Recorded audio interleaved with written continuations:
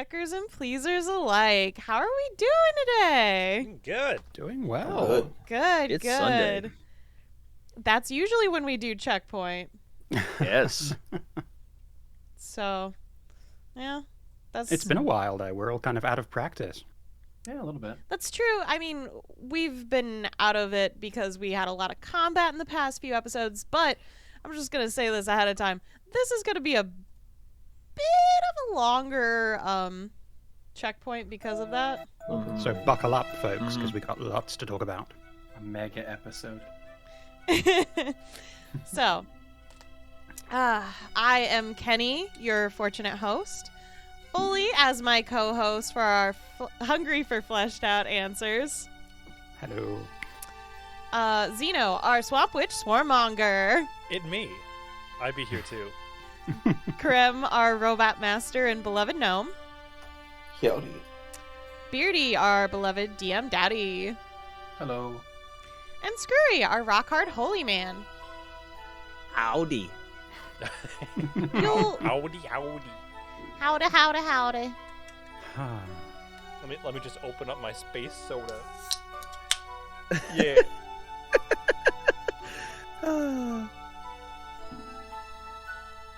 So we're here to talk about 3 episodes. We are, and I just want to say shout out to Keni for going back, because so much has happened in the past 3 episodes that I couldn't recall much for episodes 35 and 36, so...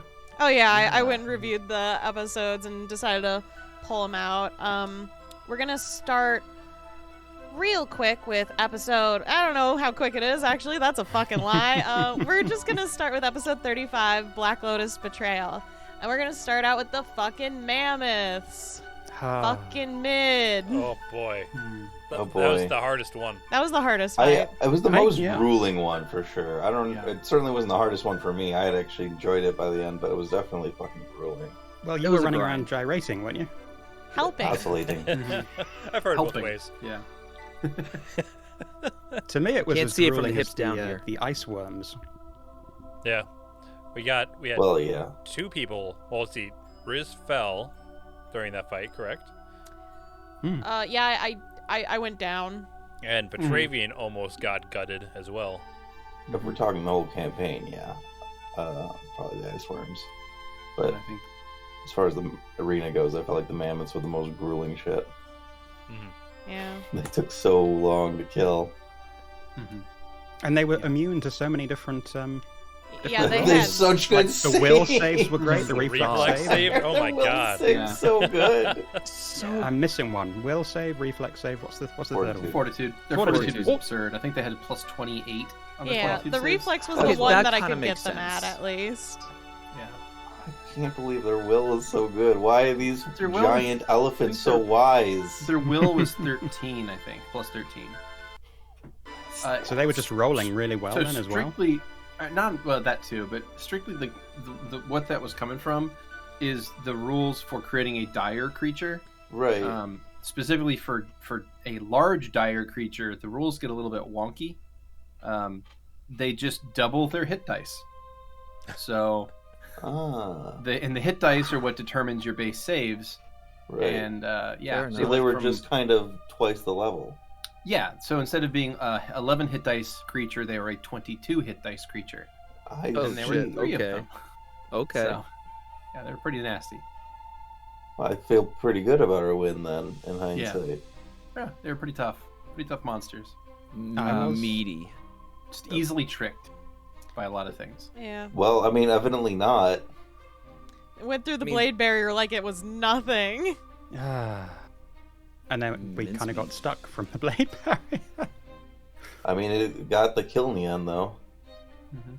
That was a I mean- fantastic kill, though. That the description, Oh, that's the right. the lawnmower on its side business. Yeah. So Oh my gosh, good. Beardy, you've been doing so good at describing combat lately. Oh, you. Like, cheers. Oh, It's vivid. Oh, I'm sorry. Ah. You've been doing so good at You're- this, you bitch. your praise, it burns. Oh, bitch, please. Take my love. Ah, dear, oh dear. No, check please. Oh, you're right. Check, please. Take my love. That But too. we got them in the end. They went down. They went down hard, but they went down. And Vera, being Vera, immediately went for the Aigu, No, if I No, recall. that was off of Chisel's antlers. Yeah, and Petra's Yep, like, yep. Ooh, my Hey. mistake. hey, Vera. I know, I just reviewed Hey, this. hey, Vera. Hey, Vera. Hey, Burrow. You want any of Remember- this eye goo? Remember the Aigu. Will Vera Maybe you ever just take actually? a little bit of this eye goo. Will Vera ever actually use any of these alchemical things that she's gotten? Have I already have tried. I remember I was mixing in the Aigu with the Elder God Bramble liquid. Yeah. Did- to did- see if it did anything. did it do anything? I don't think so. I don't know. I haven't drank it yet. Yeah, see what happens. Drink it. I mean, the I have a thing- question Yeah. for Vera, actually. All Yeah. of these disgusting alchemical reagents, Mhm. are these what go into the seasonal brews from the meadery that got established in the 5 years after the... Eventually, We don't yeah, talk eventually about we'll this. add those tastes in. Oh gods! We don't talk about the Aigu secret. me. We don't talk about the secret ingredient, Vera. I can talk about whatever I want. That's I why can it's a see- I can secret. see this conversation. Oh, I got a call that people were upset about there being eye goo in the ale. Why? Well, they Oh, enjoyed that's it when they strange. tried it. It's only after they found out about it that they got Yeah. upset. Was it a blind taste test? Now I have to wonder. Oh, shit. Okay. Thank you. Oh God! Wow! Holy shit! That's funny. I don't Thank you. actually get it. I'm sorry. Because it's Aigu. Blind taste test. Oh, Aigu. Gotcha. It's, Well, not, no, it's yeah. funny. I'll be in the corner. To be honest, I don't actually know how alchemy works with found ingredients. So, Dude, all I know is for Moo, I got them a feat so that potions never like go to waste. They can just swish it in their mouth and put it back in the bottle, and it works as if they took it. It's Yeah. disgusting. They gargle the potion and spit it back in the bottle, and Wonderful. it still counts. Yep. Mouthwash Yeah. Talking about alchemy. all this special ingredients, now I have to wonder what's in the Starlight. what's in space soda? What's in space soda? Cotton candy flavoring. It's cotton candy and s'mores, probably. Sure. But we don't talk about brands here. Oh, We that's only, right. we only talk Unless about they space sponsor soda. us. We'll suck your dick. Space soda. I mean... Anyway, I do a lot of things for Travian. money. had a new taste going as well. Mm-hmm. Honey. All the honey. Yes. When drinking tea, Petra has complained that it's not sweet enough now after being revivified. Once you got a taste of that royal honey, man, nothing else tastes sweet enough anymore. That sounds so sexual. I didn't until you said that. I feel like, but it does now. It certainly does. You have done the work. Oh god. Wouldn't the royal honey be oversweet? That's what I feel like. I feel like everything else would, like, it would just be painfully sweet. Oh no, I think it's definitely just tastes like honey, but it's infused with vast amount of divine magic. And you're just Okay. trying to get that perfect sweet taste. It's just- honey. It already is. maybe a some more perfect honey. Sweet taste. Maybe some more honey. I've got tea here, and now I feel really bad for having not put honey in it. Well, yeah. Anytime you don't have honey in tea, I'm going to feel bad. My I'm Like, drinking- oh, Or I'm anything. drinking leaf water. Disgusting. My This tea is curi- just hot leaf juice. My curiosity is more so, does Petra like honey more because of this transformation, or just because he's gotten a taste for it? And if it is because of the transformation, how fucking insidious is, like, everything Mellifera involved? Is Mellifera's powers are just kind of really fucked up, and just Farah just champions it, makes it sound like it's good, but in mean- actuality, it's just slowly mutating these people and turning them The into power to make you murderers. slowly Can like bees. Can I remind everyone when Petravian got initiated into the hive with like a little bit of honey, and it literally made him believe that this was his family, like more. Cult. It's cult, literally like cult, mentally The changing. Kool-Aid. Like that's not to say that it's like bad, but that it does have like these effects that it like it's more culty, just straight up. But you know, Mellifera's just awesome. Best I guy. agree. I mean, Thank she's you. health. I cannot wait till we put out the the royal honey line of mead, where it's just a tiny drop, royal honey. You in gonna every bottle. sponsor us to make a winery or something? And well, speaking of which, sorry, I thought you were talking in real life. But why would No. Vera put royal honey out into the world? To get everybody into Yeah, the. I mean, if you cult. drink any of it and it makes you Isn't feel it like like you're part super precious? The first taste is free. But if you get more people, and then they're like they start worshiping, you get more royal Yeah. honey. No, Yeah. that's the bad way to do it. Stop It's it. not a cult, it's a pyramid scheme. Yeah, of exactly. I was gonna Hey, say, holy shit! multi-level marketing. yeah, exactly. Levat wasn't on board, but now when it became a marketing scheme, now it's a little more interesting. You're already in on this. It's like, wait, we can get rich from it? Okay, you didn't bring that part up first. Mellifera, or as she's known in the old tongue, Ponzai. Screwy like that. I didn't get it. I'm sorry. Ponzi scheme. It's a Ponzi pyramid scheme. scheme. It's another term for it. Oh, okay. But I was just curious how scary Mellifera is. I'm terrified of her constantly. I get nightmares from that shit. You get nightmares from what now? Cults. From Cults. Mellifera? Mellifera's wonderful. I mean, yeah, and Vera's my favorite character, but that doesn't mean I fear the shit out of her. What's wrong? What is there to fear? So many things. One, I'm terrified of bees. that kind of helps that. I don't know what you're talking about. She's just a friendly bee lady Of who wants lots of course. friends. Yeah. Because I always said I don't think Mellifera has any ill intent at all, and any negativity is going to be based on the followers, because literally her entire consciousness is basically comprised of everyone that has followed her. So depending on all of their alignments and everything. Amalgamate, yeah. Oh, it's great. So just get only good people to join. Well, you can't just turn people away. Yeah. Oh boy. I mean, we could, but Well, yeah, but at that point you may as well just like if they're that bad. No, you only let good people join, and you get rid of all of the people permanently that are not good in your cult, and then you only have good people, why would right? that? If you Well, exterminate yeah. people, Exactly. What do you do with the parasite? You get rid of it. Is Yeah. this genocide? Yeah. This sounds like what? genocide. No, we're talking about leaving only the good people. I would never said such a Yeah, right? that word. Yeah. And Anyways, we Curly wonder. got high. we, Curly got real high. and we real wonder fast. why other religions have put down various churches of Mellifera when they've cropped up over the centuries. But yes, there were other mind-altering substances aside from the addictive honey. You call That them came into churches. play. I call them the man. But yeah, Curly got high on accident from their Black Lotus infused rotten meat. What a fucking sentence. Yeah. It's Mm. the name of Yeah, my I mean, Chemical Romance when you cover say it band. like that, I wonder what they were expecting. I had been waiting. That had been in the back of my sack for a little while. Oh, we and, know. I had been waiting to pull that one out, and Mm. it seemed like a good moment for it. It only caused chaos, apparently, though. Oh, wonderful, Yes. wonderful chaos. So Ah. I blame the dice roll.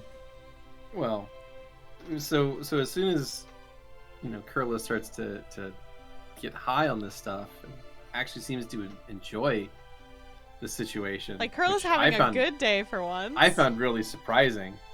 It's interesting seeing Curla not being dour. Yeah, I guess at that point, two things happened, which was that the too much fun alert went off for Petravian. Petravian's like, I have to put a stop to this. And you call me dour. He's a paladin. That's part of the Yeah, rules. that's part of the rules for paladins. Like, someone's having too much fun. I have to stop this immediately. And then I think that Riz had an interesting reaction to that scene too. I went you and wanna grabbed explain? Daddy Duru. Yeah. Daddy Duru? He's Daddy Duru. Daddy Look, he's Duru. hot. Okay. Daddy Oh, Durist? my God. Does he have the smolder? He may be a sad little bitch, but I think he's attractive. Anyways, I wanted him to since he's still recovering from all the PTSD of being in slavery and stuff, and has obviously been like, I don't blame my child for this thing anymore. Riz was like, oh, awesome. This is a cool, like, part to see a side of Kurla that he's probably never seen. Look at this. Your kid can have fun. Isn't that weird? Yeah. Look how much they've grown. Look how high they are. What did you do wrong to lead them down this path? Cults. But in general, Riz was just trying to show a different side of Kurla that they thought was very exciting and new to someone that, as far as they were told, they were looking for on our way to here. They're getting a lot of conflicting information about Duru, so it's been very confusing. Meanwhile, Vera and Petravian think that that Kurla is Possessed. possessed, which Yes. is Yeah. You got the Interesting. demons in you. I checked The it out. demons It or was the definitely devils? demons. So the demon Demons lead. in the blood. The demons. Yep. We got it. We Devil's got to do lettuce. a cranial Trepanation. bore. Yeah, trepanation. Yep. So, if I recall, That's Vera, what the crystals are for, right? Yeah, that's what the crystals were about. They're like the stitches, the scar. Mm-hmm. Yeah. let's see, if I recall, so then Vera told Petravian to do the paladin shit, and then went off to try and buy some holy water. it didn't work out. Which no, it did because it was a scheme, like that. Yeah. All the churches are kind of in on. Total scam. Yeah. The power of bees compel you. The power of bees compel you. So, Petra does the bad touch. No, I wouldn't call. He doesn't. I don't know if I would say that's the bad touch. I mean, it's Any labeled as touch the that forbidden is not heel in our consensual is the bad notes. touch. Yes. That's What labeled was The that, as Maria? forbidden heel. I mean, That's okay, awesome. so with Life's Charge, since it has that long spike at the end, it was just like the tiniest little like, dink. But that's all. But still, That sounds No. like the worst no. part of your hammer to use Like, to touch someone. not the side that has no, like, ill will to it or anything. Yeah, no, the stabby point. The just a stabby little point. non- It's under Non-consensual prick, under the that's all. table, so you're just trying to like. Hook into the leg It's meat under the and tear. table. Yeah. Little under the table, is it under- non-consensual little pricks. right. Jesus Christ. Under the table, little prick. I didn't yeah, want to be yeah, the one to yeah. say it. I'm so glad someone under, did. under the If you table, wanted that, you could have just non-consensual little asked, prick. you know. Yes, yes. Well, now it has become the bad touch. I was right all along. That's just what I'm going to say. I was I right. guess so. Yeah. I'm sorry for contesting you. So, it happens. Kurla is very upset suddenly. And I can talk about Yeah, go for it. the rationale there. I mean, I think I kind of covered it within the episodes, and it's sort of come out over 36 and 37, but yeah, as Beardy commented, you don't see that side of Kurla very much because they don't let their guard down, because if they let their guard down, they're scared that they're going to eat everyone.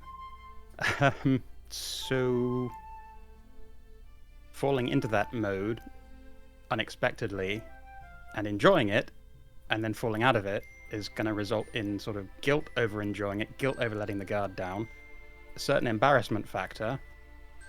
There's not just Duru seeing them when they weren't prepared to deal with their father, but also the idea that there's still a part of them that is looking for their father's approval and is worried on some level about what he's going to think seeing them like that, and they're going to be pissed off that they still have that reaction after all this time, and that they do care what he's thinking. So it was, and then there's the someone has done something to me magical without my consent, which is obviously quite a trigger for Kurla. So there was a lot going on there for them to respond negatively to.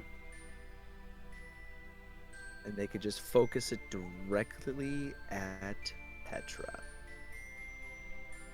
I mean, is all of that like fair? Do people think? I mean, I'm not saying they handled No, it it's well in fair. the aftermath. I but mean, I think I didn't want to get too much into like the next point with Riz's whole thing, but like it was kind of interesting because I saw Riz's whole reasoning for bringing Duru down, and like at first it didn't even register me as like an issue. It was like I thought the exact same thing, and I was like, well, I guess if I were you know, if someone brought one of my parents and was like, "Hey, here's your child, like high as fuck," I'd be like, "That was maybe not a cool way of going about it." So. Well, maybe if you were concerned that your child wasn't happy or anything, but then you're like, oh look, they can be happy. Right, but exactly. Maybe it would work out. I don't know how my parents even would actually react, but I know that I personally would be like, could have given me a little more I don't control in know. that My option. parents just told me they started doing weed recently, so like, Yeah. they're all suddenly open about this shit now that it's legal. So I'm like, Oh, all right, okay. I'm glad it's cool with you now, weirdos. And I have been actually sitting here thinking, like, how the fuck would Levette respond if somebody brought her, like, high as fuck in front of her mom and was like, look, she's not always upset all the time. Like, her mom would probably be super happy. I don't know. I mean, I was thinking Dark Elves probably, I don't think they have as much stigma about drugs, so I don't know if it would bother her. And they're flying. Nope. Nope. Not gonna. Drugs just kind of You're wrong. happen in our world, it seems, so. They sure do. In check, please, or in real life? Well, Yep. Because both work. well, yeah. But, like, it's a little easier to take with what happens in Adrian, I think. Yes, you can cast spells to cure people's addictions. and Yeah, so shit. it's like not that big of a deal. I did have to roll behind the scenes to see if addiction was a side effect of Oh, wonderful. the Black Lotus. Nice. Do we get to know? That I rolled highly enough that I rolled highly enough.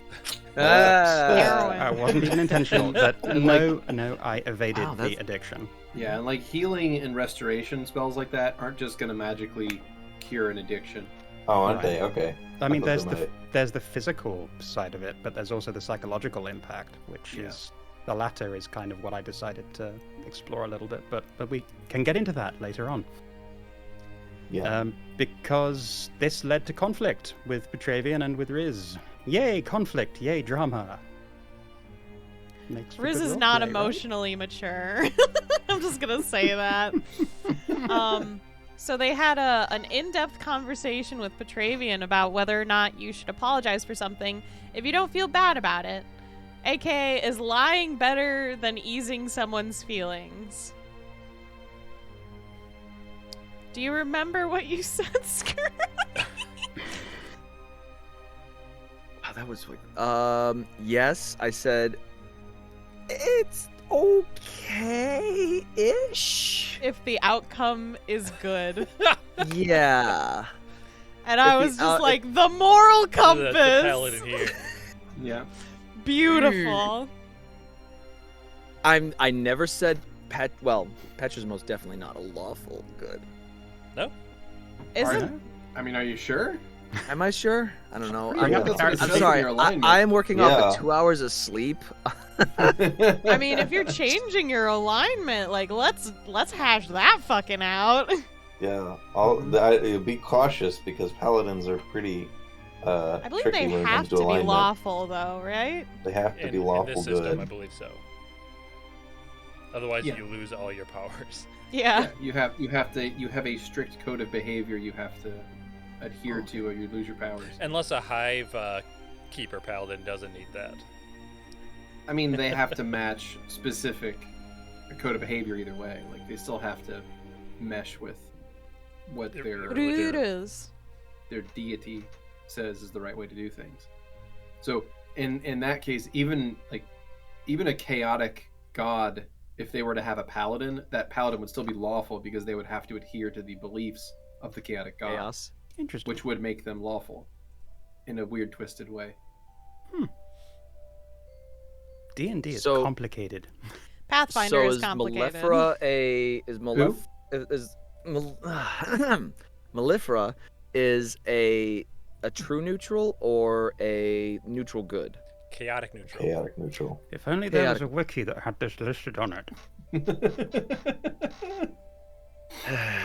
Love you, To Skrewy. answer all your questions, follow the links below to the wiki. Question I'd like number at Forever least will one be shameless plug the- in each episode.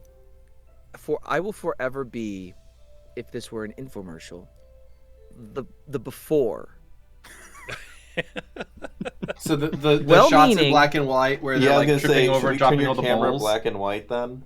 Yeah, your Give camera you should a be black bowl and of white, and lemons. you're constantly dropping bowls on the ground and Do saying, you struggle "There's with not gotta be a knowing better lore? way." Oh, Beardy. Not into the mic Sorry. like that. not like this. Not like this. Not like this. I can just I see love the her. like black and white, like looking at between the like character sheet alignment, and then looking at the other one. It's like, what am I? What? What's the alignment? Character sheets, alignments. It's all so confusing. There's gotta be a better way. Like spill coffee on the character sheet. Child in the corner eating one of the pages. But Oh, you it's so mentioned chaos, and I you love it. mentioned Riz's lack of emotional maturity, Kenny, and I Yeah. found it really interesting that the question was, should you apologize to someone, if you don't feel bad about it, and that Riz wasn't questioning, well, why don't I feel bad about it? Which is the question that sort of immediately occurred to Curler, which is, well, what does it mean if Riz does this and doesn't feel bad about it? What does that indicate? Oh shit. And then Curler being Curler, that sent them off on kind of a spiral, which we can get into when that came up later. Sure. But when it comes to Risen, they're very confident in who they are past their curses. Like, they're like, I've been with myself for almost 200 years. I know who I am, other than, like, the parts I don't know, but at least this current me, I understand completely, and this is how I feel about things, plain and simple. Yeah. What I I feel like it must be a lot harder to get tied down by regret when you don't remember half of what you did. Yeah. I guess I find it weird that Riz is only taking into account the action and not the outcome. Like, you're like, I'm not sorry about the action, but don't you typically also have to view what the outcome is? It's like, oh, the outcome wasn't good. The outcome Yeah, hasn't sorry. happened yet. The outcome was that it hurt Kurla. At that time, but the full path hasn't been completed yet. Yeah. That's how Riz Yeah. sees it. They're like, oh, sure, there like might be a negative like little bump in the middle, but the path's over here. Like the end result's here. So All right. It still comes down to not an well, I mean, there's in Curler's mind anyway, it still means a difference in empathy, a different concept of empathy, Oh yeah, definitely. at which Curler not viewing it the way that Riz views it, time and cause and effect. They're not going to see it and think, well, okay, they're not viewing it as a lack of empathy. They're empathizing with the broader, big picture. They're going to see it just as a lack of empathy in general, and that's going to, as it did, set off alarm bells. I mean, Riz has, for the most part, always been big picture. Well, it's really interesting territory for conflict to arise between these two characters who have otherwise grown quite close. I'm really curious as to how Kurla specifically sees Riz. Like, they've had a lot of conversations about it, but I feel like there's a lot of things that have gone unsaid. Not so much because you don't want to say them, but because like they're not things that Kurla would think that need to be said or think to say. But I think that there is a very uneven dynamic that's starting to be. I think the rest of the party are kind of like a bunch of dogs for Riz. Like, they're fun little friends who aren't going to last very long. No, I agree with that observation, and I think that was one of the outcomes that was bothering Curler, this sudden realization that yes, there I might am be the an elephant. unevenness in I- affection levels here, and that's really worrying. I'm the elephant around the humans. I just see you all as puppies. Oh, it's great. It hadn't necessarily occurred to them before, and now it is, and yeah, that's really a disturbing thought. So thank you, Yeah. because It's just, you're all right gonna there. die eventually, sooner than later. Well, and not even that, but like, Riz is, at least in their mind right now, gonna leave eventually. So like, if anyone who doesn't come along is like they're used to setting people aside, like leaving people behind and and used to that whole process. So like they're already steeled off for it. Like to a that certain degree. emotional reliance on others doesn't Right. really exist for them. They're not gonna get like that attached to people, and they're not gonna get that hung up by guilt because they're not even gonna be around that long in their mind. As I Which say, I think it's very interesting territory to play off because Curler doesn't know how to express their emotional needs either, and they're not used to forming attachments, and maybe they're coming at it too strongly and are too attached and need to step back a little bit. Who knows? But this was certainly I almost said wake-up call. It's certainly a shock to their system, and it made them reassess some things. They had to take a step back and reassess, and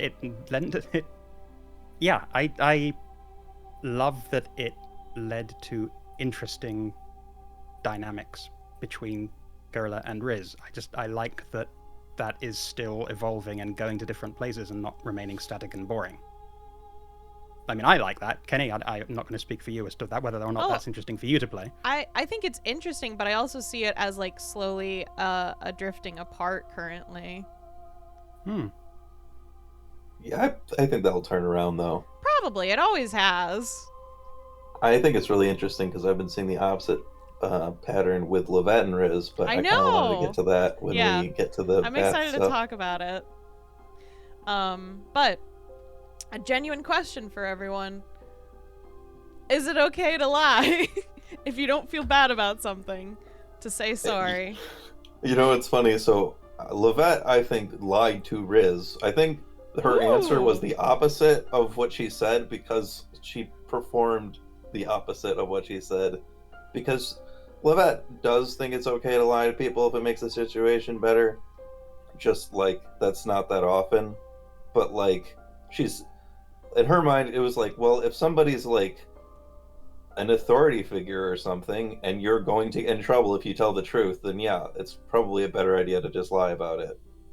Which Riz would probably do in like that instance. Right. But yeah, she realized that's not what Riz was talking about. I, on the other hand, don't really feel that way. I mean, I don't really think that there's... I guess I do feel that way, but I feel like the situations in which it's beneficial are so slim that you might as well just fucking say how you feel. I am on a case-by-case thing, but normally I'm like, I usually feel bad about everything, so I do apologize for everything. I mean, yeah, that too, right? Yeah. Pretty much where I'm at. Yeah, same. But it's very interesting playing Riz, and I think you can see my face make a small grimace before I am about to say, like, I didn't feel bad about it in that episode, because I go, oh no, this is gonna cause problems. But it's the truth that is Riz. And I appreciate you committing to that, because it leads to interesting character development. So that's kind of how it all ended up in the end. What about you, Beardy? I don't think that it's okay, but at the same time, I'm like neutral good, so, you know, don't lie to people. I think if it makes your life easier, it's like, okay, yeah. Like if I don't care about the person, I'll probably apologize more.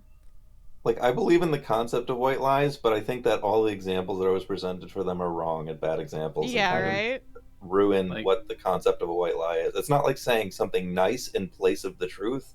It's like, if somebody says, like, it's situations where they just can't fucking find out, right? If somebody wants to commission you and you don't want to do it, but you had like commission slots open, I don't know, you know, you could fucking lie to them, give them a reason that will make them go away, that they're never going to know the real situation. The real answer is I don't anything. like your character's design.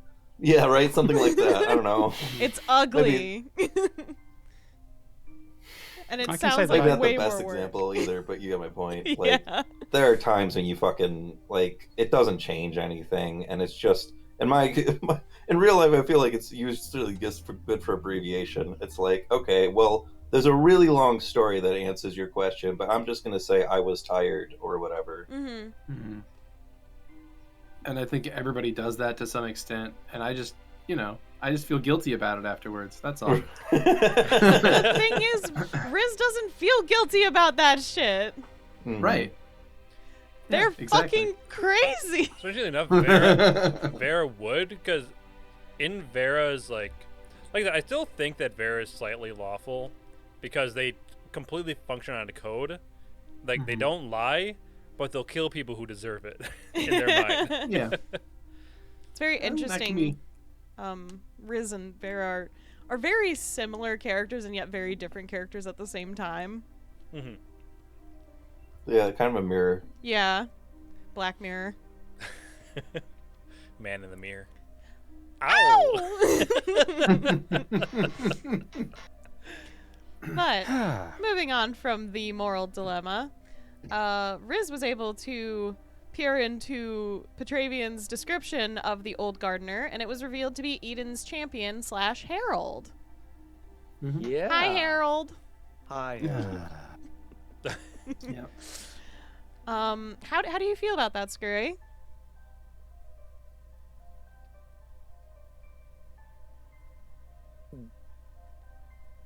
Special, I guess. If you were to boil down the emotion, it would be. I feel that I was placed to talk to the Herald. Important enough that they were that they brought them to the Herald and communicated with them. It just special would be the word I would use. Huh. Petra, you're a special boy. Petra, you're a special boy.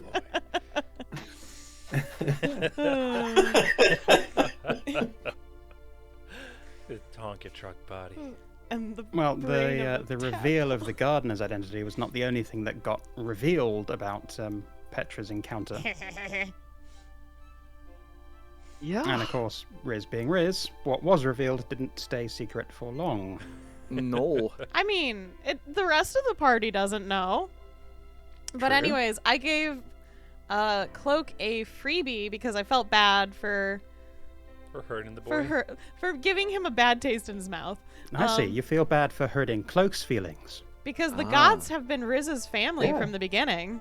I know. They've been friends for a lot longer. Yeah. I know. We've been I so know. tight forever. Since the moment I started making memories. It Which makes was sense. like- It is consistent. How long ago now? Almost 200 years. Wow. So, yeah. It's completely consistent. It makes perfect sense. So what's It that? still hurts, Curla. What was that You didn't freebie? know it happened. Yep, it was a freebie because Riz didn't think it was that exceptional of a secret, but it was enough to be like, hey, this is something important to someone else. Isn't that funny? And what was that freebie? Petra wants to bone Vera. But is it Vera, or is it Hummel, or is it a combination thereof, or what the hell? I mean, he at least thinks that body booming. That body do be. I mean, I'm not wrong. Are you? Have we? Who knows? It's all that scythe lifting, it gives one the buff muscles. I don't know if wrong is the correct phrase you want to use. Well, And that yet- shared a bath with I her believe and the still term hasn't seen her without her armor. I think the term you're looking for is it is morally questionable. Yeah. Yes. And the odds of anything being consummated there are getting slimmer and slimmer, given Oh that no Vera no no! was- I was saying I'm not wrong for they have a rockin' body. Yeah, I know, but how do you know? Because they've Oh seen it. yeah, no that knowledge is morally questionable. Also, when booned? Yes or no? Bone when booned? Oh my god. Boon bone? Boon A bone. boon bone? Boon Boon bone? bone? Would you bone the boon? Would you bone a boon? Yeah, because I mean, like, if Would if Petra when bone the they boon? switch consciousnesses, No, I would say the body does quit. Can All I'm Hummel imagining right boon now is- and would there be a boon bone? I don't think Hummel can boon.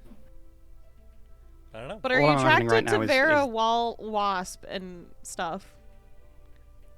Look, those mandibles can do things. I mean,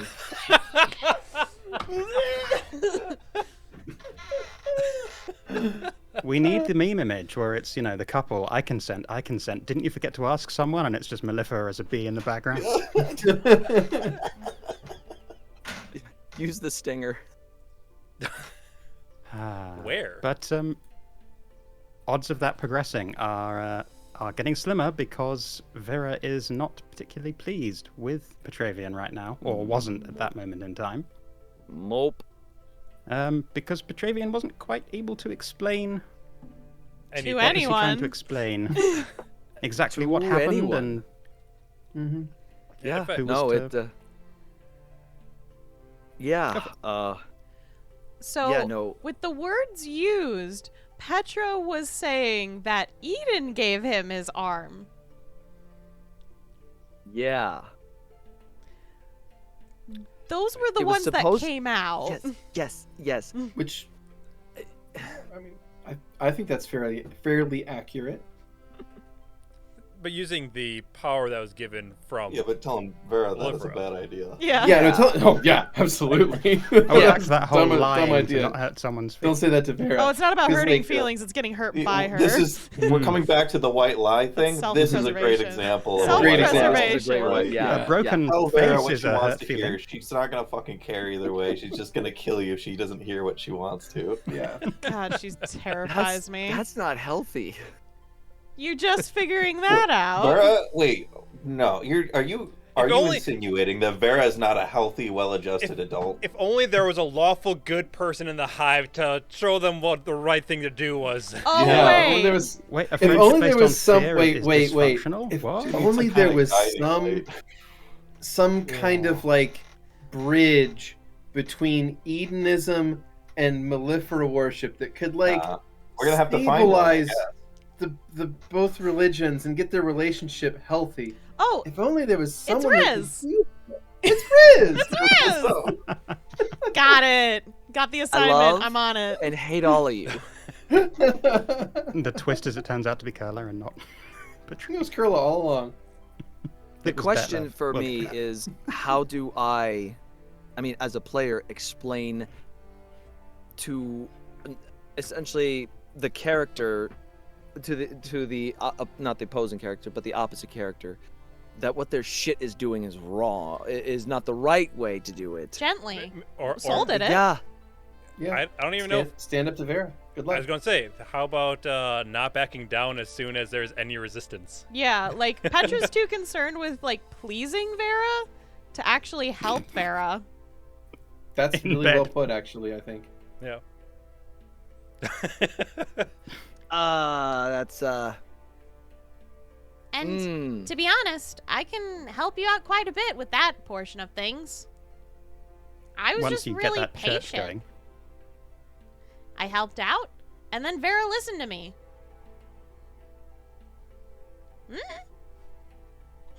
also extremely charismatic and got a bunch of people to follow the hive. That That I think got helped. Vera to listen a little more too. Yeah, but- like I said, help first, request things later. There, it's almost like there was a character who did that job already, and His he name's talked is Baren. Baren. So if Petra needs advice, talk to Baren, see what. Go boy. Yeah. So maybe y'all can head back through Pollyanna and find out. I'm sure Kurla will love this. Hell yeah. Woo! Pollyanna round 2. Ow, ow. There's more stuff to say. They can wait for the epilogue. Pollyanna round 2, Electric Boogaloo. Nice. Speaking of Kurla, though, Oh god. time to talk about family with all the other characters who have family, which includes Levette and Vera. Today, on a very special episode of Check Please, we talk about found family versus blood family. And we all I- learn a lesson. Feel so bad for Levette. No one's listening about the father thing. She's literally still, like, has fucking hurt feelings and has not been able to talk to anyone about it. So Yeah. it keeps coming out little bits right now, and I'm like, this poor child. I mean, she Yeah, almost that's definitely said a it weird all thing. to Kurla, but then didn't. Yeah, it feels like a weird thing for her to bring up at this point. Because she's like, well, I don't know, just some gnome to you. Like, you were gonna say, what, that sucks, and then that's it? That's her perspective anyway. I'm sure Kurla would probably be more empathetic, but from Let's perspective, she's like, what can Kurla say or do that will really change anything anymore? Like, even the people who are there Sorry can't do for anything your about it. loss. Thoughts and prayers. It's wonderful that all our characters are so good at reaching out to each other and asking for help when But they need it. Well, she made a mental note of talking about it. She said she would talk about it after the arena stuff, and that I plan to keep up to that. Just kind of like, we're in a hurry right now, although we'll never not be in a hurry, but at least sometimes there's land travel. Kenny, you had something? No. Okay. This is about Kurla. Time for you guys to talk. Ooh. Yeah, so there was obviously the Levette one. Is there anything you want to talk about for that conversation between Kurla and Levette? Trying to think. I thought you were going to go first, and I could think Well, about it for a I was second. technically second in the episode, so. I mean, that's true. Well, otherwise, I mean, I because don't know. we're talking about Vera, we can go on the fact that you had such a good chance to ask something that would have revealed some of Vera's backstory, Why? but didn't come up. Oh, I've been waiting 3 fucking years to find out about Vera's backstory. I want my Kurla's not gonna character to know. pry. I'm glad you didn't ask. That's Kurla's true. not gonna pry. Kurla did already get enough of Vera's backstory. Yeah. Basically all of it. Like, all the Kurla's important gonna part. get everything, and then fucking, like, Vera and Petra are gonna die never knowing a single fucking thing about Vera. We're never gonna find out. But, you know, There'll be, like, we're gonna pass by her hometown, it's gonna be on fire or some shit, or, like, there's gonna be, like, a meteor visibly coming down towards somewhere super important, and Vera's gonna be like, we don't have time. We gotta keep going. Deadlands. But Let's go. Xeno, I love that you've said this. The fact that Kurla knows all this stuff is because Kurla is at a much further remove from Vera than the people who are actually close to Vera. So Kurla's not in the But I hive. don't. Huh. Yeah. I Well, don't know if they're gonna find that out. They're in a hive, just not the hive. That's true. Yes. I wouldn't tell them that. Well, I find that very interesting that Kurla's like, oh, we're all family, and Riz is like, no, we're not really, though. No. It's cute. And I like looking at you all as, like, a part of my little thing. Puppies. Yeah, puppies. You're all my puppies. Yeah. Yeah. But it's not really a family. I can say it's kind of like a family, but it's not. You've said as much to Kurla. I mean, they also yelled at you last night that That's true. it's not really as deep as Kurla thinks it is, maybe, right now. Oof. They're fucking crazy. But if I recall, for what Kurla and Vera talked about was eventually about found family, correct? Mm. Which- Yes. Found family versus blood family, which Vera has some opinions on. Oh, and as I believe repeated multiple times, just what the merits are of that, because it's not something you're told, it's something that you find yourself. It's something that has a literal larger percent like chance of being successful and being positive, rather than something that you have no control over. Which makes sense. I mean, it makes perfect sense that Vera would have that perspective, and that is borne out as well by other characters.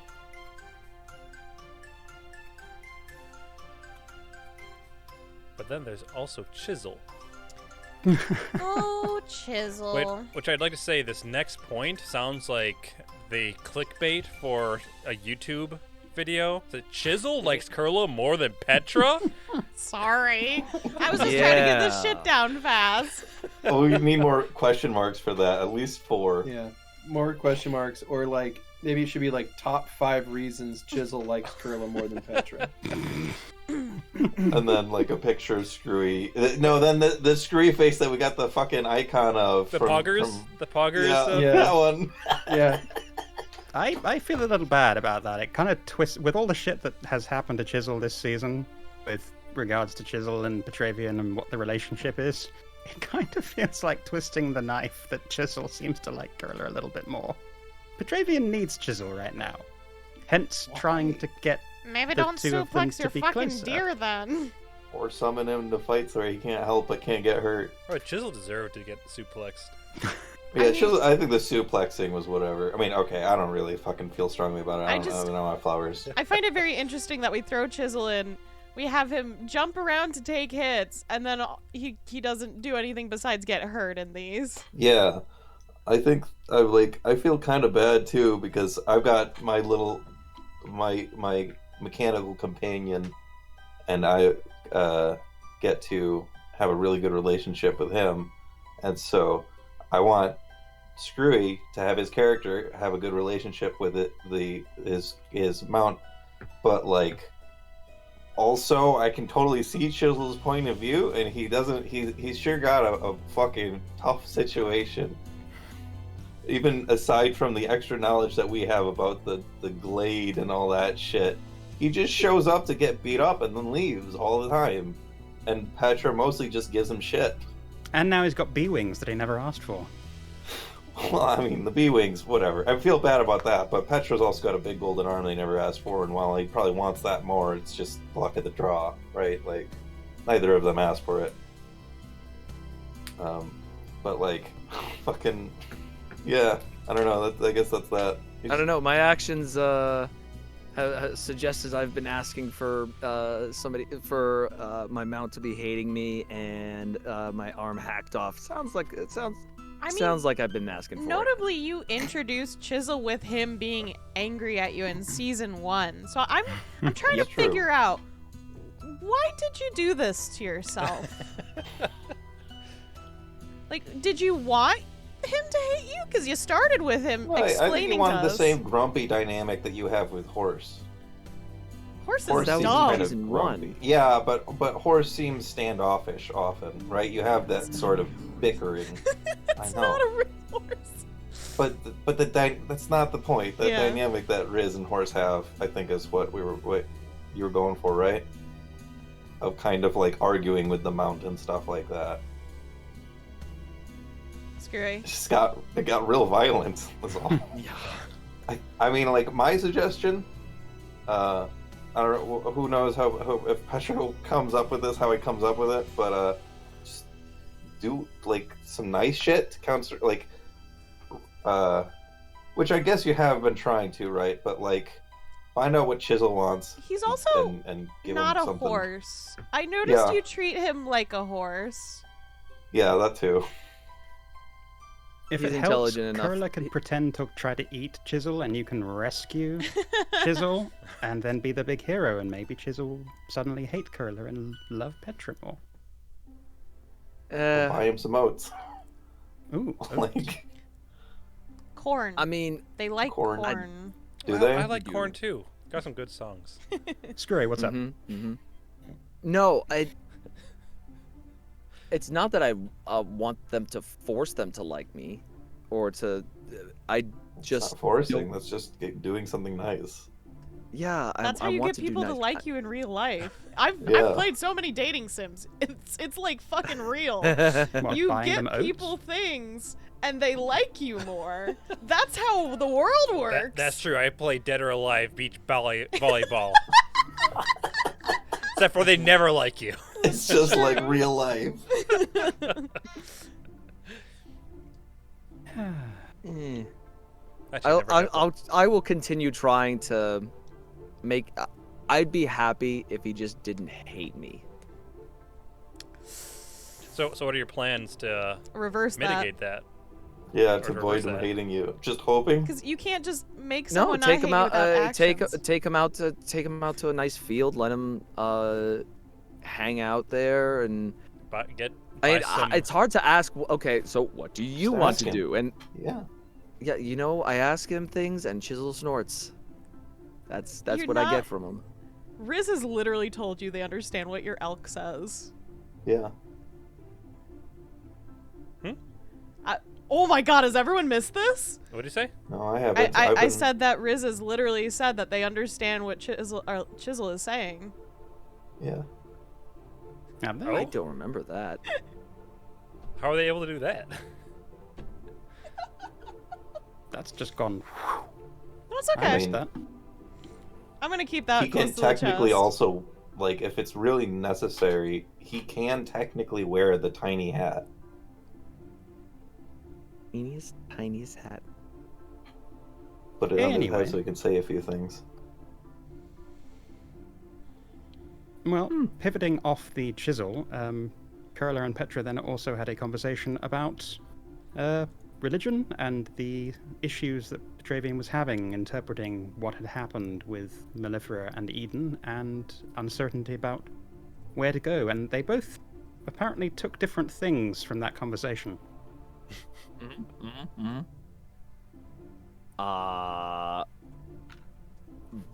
Brains was saying one thing, mouth said another thing.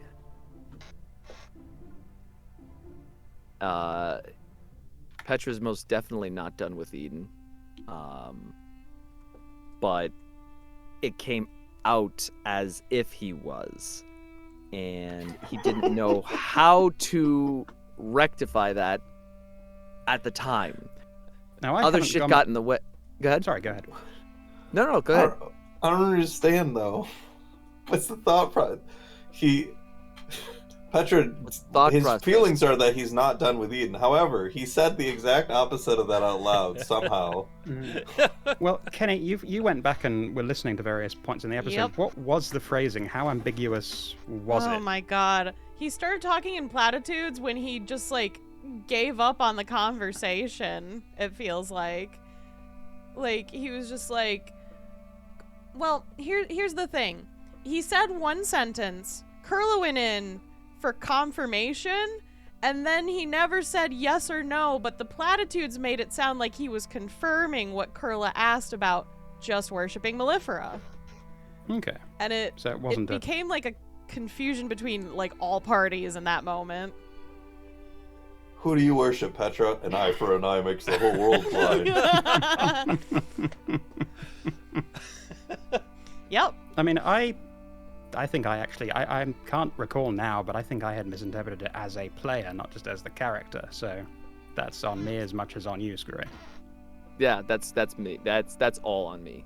No, I just took some on me. Yeah, they can't all be on both of you. That doesn't logically make sense. Yeah. Way But to no, I do mathematically think- break that immediately. Kurla misunderstood some parts of that statement, though. But it was very confusing listening to it again, and I was like, I really had to listen to it to figure out what your intentions were with the sentences. So I can see where it was easily like, yep, just Mellifera, even though I just told Vera that I think this arm is from Eden. Are we sure that the title of this episode is Black Lotus Betrayal and not like Miscommunications Part B? I'm pretty... Oh, I was going to say, isn't there already an episode called Miscommunications? Right. This is like Miscommunications Redux or the Look. sequel or... The only episodes that'll have, like, part 2 or whatever is the hot spring or the beach or whatever, because I'll usually just name it that. I was almost going to name the next episode the spa episode. It wasn't a good enough. It wasn't like, a good time enough at- time there, so I was like, No. skip it. Yeah. Well, we're not interested in being in a spa, I think. But I have tried my best not to repeat any titles so far. Which, good on you. So, from all of these conversations, we then go to the arena for our fourth bout. Were we concerned as a group about what we were going to face? Because this was the first bout in the main arena, I think, if I'm remembering correctly. Oh yeah, definitely. I mean, always Shit was concerned, getting yeah. serious. Because I was like, what could follow up almost getting decimated by 3 dire mammoths? I mean, got something. I was realizing recently that when I played Soul, I was super skittish when it came to combat. I was constantly in anxiety mode when it came to them because they were constantly afraid of dying because of all this, like, pressure on them to stay alive. And now that I'm Riz, I'm like, I don't fear death. It is simply a way of life. whatever. If I go down, I go down. But I've had so much more confidence with Risen and just being like, no, we'll be fine. It's fine. We're fine. We'll figure it out. We're good. It's very interesting to experience in season 2 for me. Now, does that make combat a lot less anxiety making? Like you don't, I mean, because the character that- isn't worried about it, you don't have to worry about it? That, and I only have like 3 spells to pick from anyways in combat, so it's not like I have a lot to worry about. It's just like, And all of them just clear the fucking field. which one of these do I choose today to kill my enemies? Yeah. Yes. This one. What about the rest of us? Good year. I had every met round for me was mostly just a calculation of like, if they can do magical damage, I'm fucked. If they can't, I'm great, and that's really all I had to worry about. And you had to worry a lot.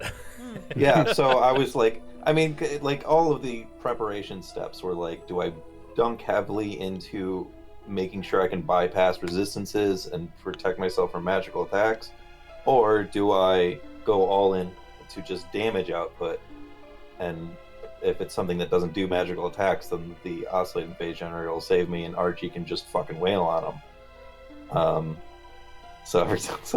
But we had gotten 2, I guess 3 fights in a row, 2 fights in a row where there was no magical attacks of any kind, and so I was like not banking on it. And But Vera, I'm sorry, go ahead. oh no, is there more we want to say on that topic? Well, I was going to ask you if you wanted to opine. I already said stuff. Did you? I'm so Yeah. sorry. For concern? Yes. Yeah, I said, yeah, I didn't know what was going to follow up because we got completely trounced, like, Yes. With the originally by the mammoths. Yes. But if I recall, we got to go into the, like, announcer's box. That's right. Well, we went underground, requested the announcer, and I had to just double check that he wasn't calling us fucking Fortune's Flavor. I was ready to kill someone. Oh, Now so again, wonderful. is that Riz getting pissed off about that, or is that Yeah, Riz was Kenny pissed. getting pissed off and that informing Riz being pissed off? No, Riz was pissed. I was secretly hoping that the second arena was going to call us Florchin's Favor. I was gonna It go and just find a just bitch and go- disintegrate them then. But Just they were goes like, it's not downhill- Fortune's just downhill flavor. from Don't there. worry about it. It's Florchin's Favor. Fuck getting arrested. I'm doing this. Fortune's Fleur. Can't fucking read. Yep, so we had her name announced correctly. That was good. It's good. It's Good nice. feeling. Good feeling that was sort of undermined by the realization that with Petra back and ready to go, a lot of money had been spent by one member of the party unnecessarily. I think in our little Proto escapade, I've spent 6,000 gold on Petravian. Nice. Yikes. But, you know, what is money Yeah. amongst family? True. Petra's lot. pretty expensive. Don't worry about it. But don't worry. I- Those limited wish I have- scrolls also need money to work. Oh, do they? I have Yeah. a standard of standard of living, and Vera is keeping me in there. The standard There's your is sugar bee. This is being alive. Yeah, and I'm an expensive to keep alive. You You know, are like every expensive to penny. keep like an alive. exotic pet. Like half the time, Vera has to be like right behind you because you're like this close to dying. I'm like, I don't know if Kurla's magic is going to completely top you off or not. I feel I want that to come up now at some point in the game. Someone looks at it. Petra does his tough. Like, no, he's like a chinchilla. He dies so easy. It's so expensive to right. keep alive. The temperature's wrong. He dies. It's so fucking weird. Screw's getting a lot of shit from us this session. Yeah, I'm sorry.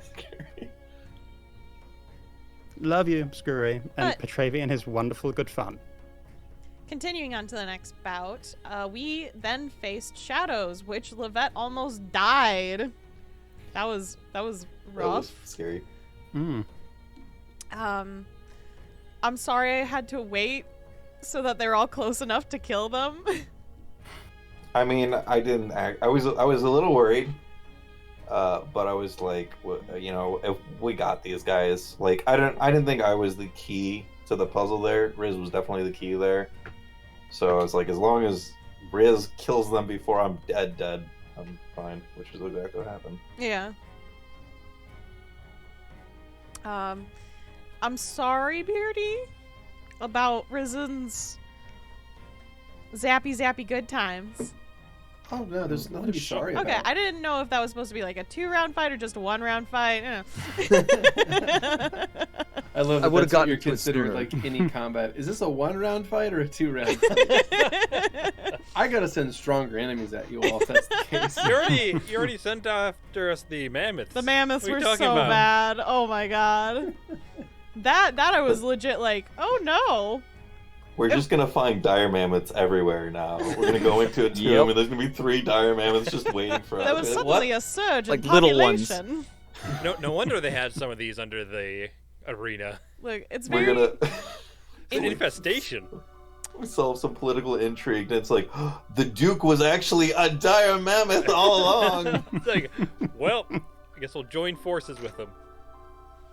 Faustus is a dire mammoth. But it But- was nice getting through that battle enough, I guess. I liked it. It was fun. And Yeah. I think it worked in story in terms of the growing legend of Fortune's favor and winning acclaim amongst the crowd. That at this first bout in the big arena and lots of pressure and holy shit, these guys really know what they're doing. It would help. A bout going that quickly would, I think, in universe really help with the reputation. So I think it worked mechanically to support the story.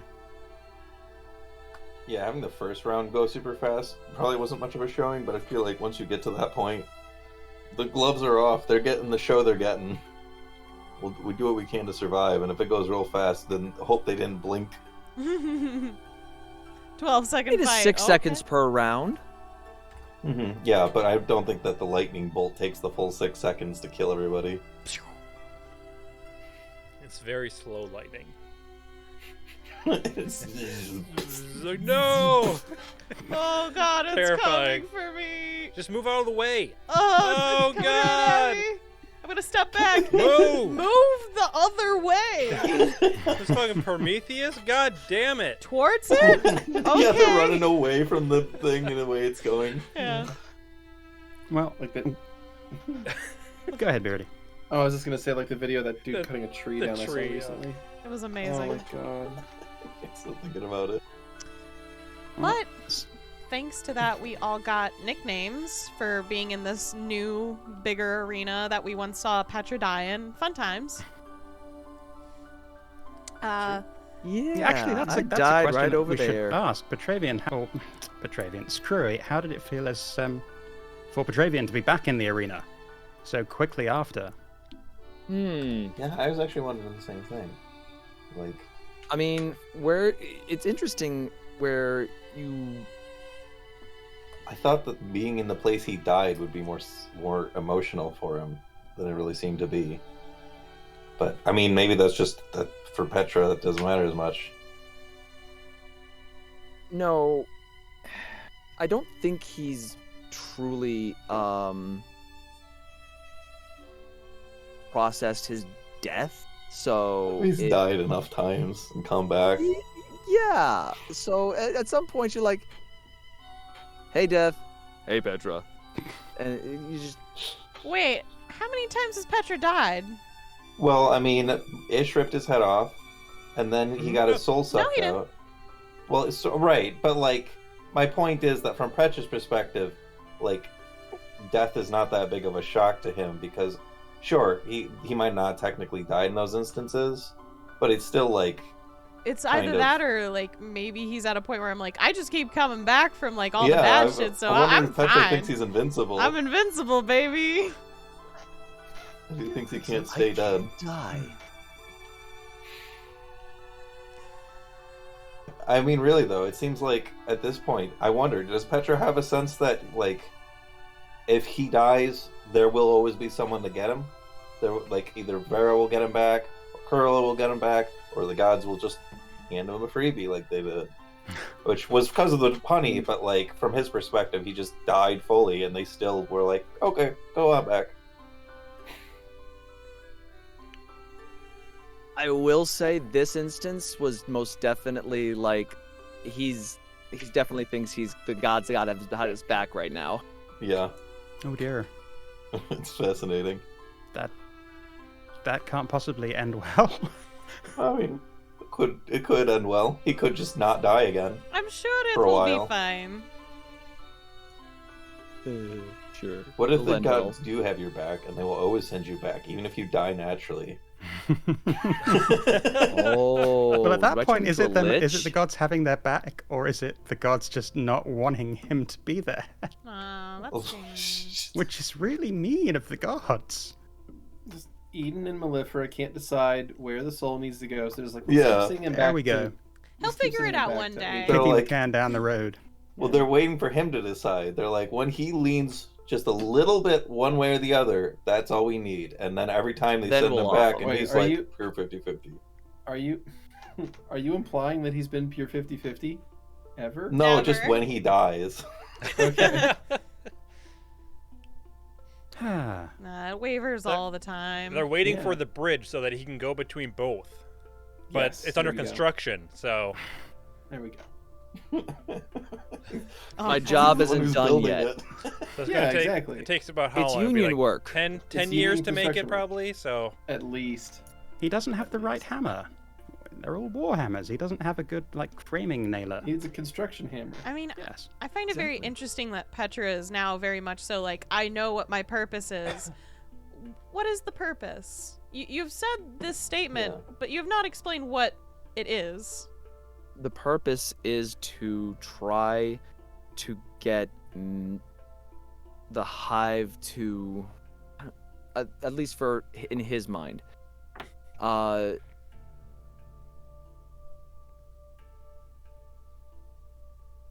I'm gonna hold that. I'm gonna hold that Ooh. and Okay. and get the right wording. All right. Not Fair say enough. the Fair just enough. whatever comes to mind. That's Sure. absolutely fair enough. Okay. Let us know when you figure that out. But our members of the team got nicknames from the entire town. So, of course, Petra remained Pebble. Levette became the little one, along with Archie being the big one. Which is adorable. Yeah. I feel like it doesn't have a lot of longevity. No. I feel like if she comes back to Proto, then people are going to be like, it's the little one. They're like, which little one? It's like, Vera is the scary one. yep, scary spice. Perla being the angry one. Which I would have thought that one would go to Vera, but the scary one does obviously work better for Vera. And then Riz, it depends on what people see, of course. They'll argue. Yeah. But I think it's very fun that we got nicknames. I wish they were like, Good. yeah, low tier protean nicknames. very much so. Like, Well, fuck you guys too. well, Petra got Pebble. Like, it was thinking about like who he was, and he wasn't Right. the stone. But I also had time to write that. I wasn't just I like know. asked on the spot. Like, oh, what are all of our nicknames? Like, oh, fuck.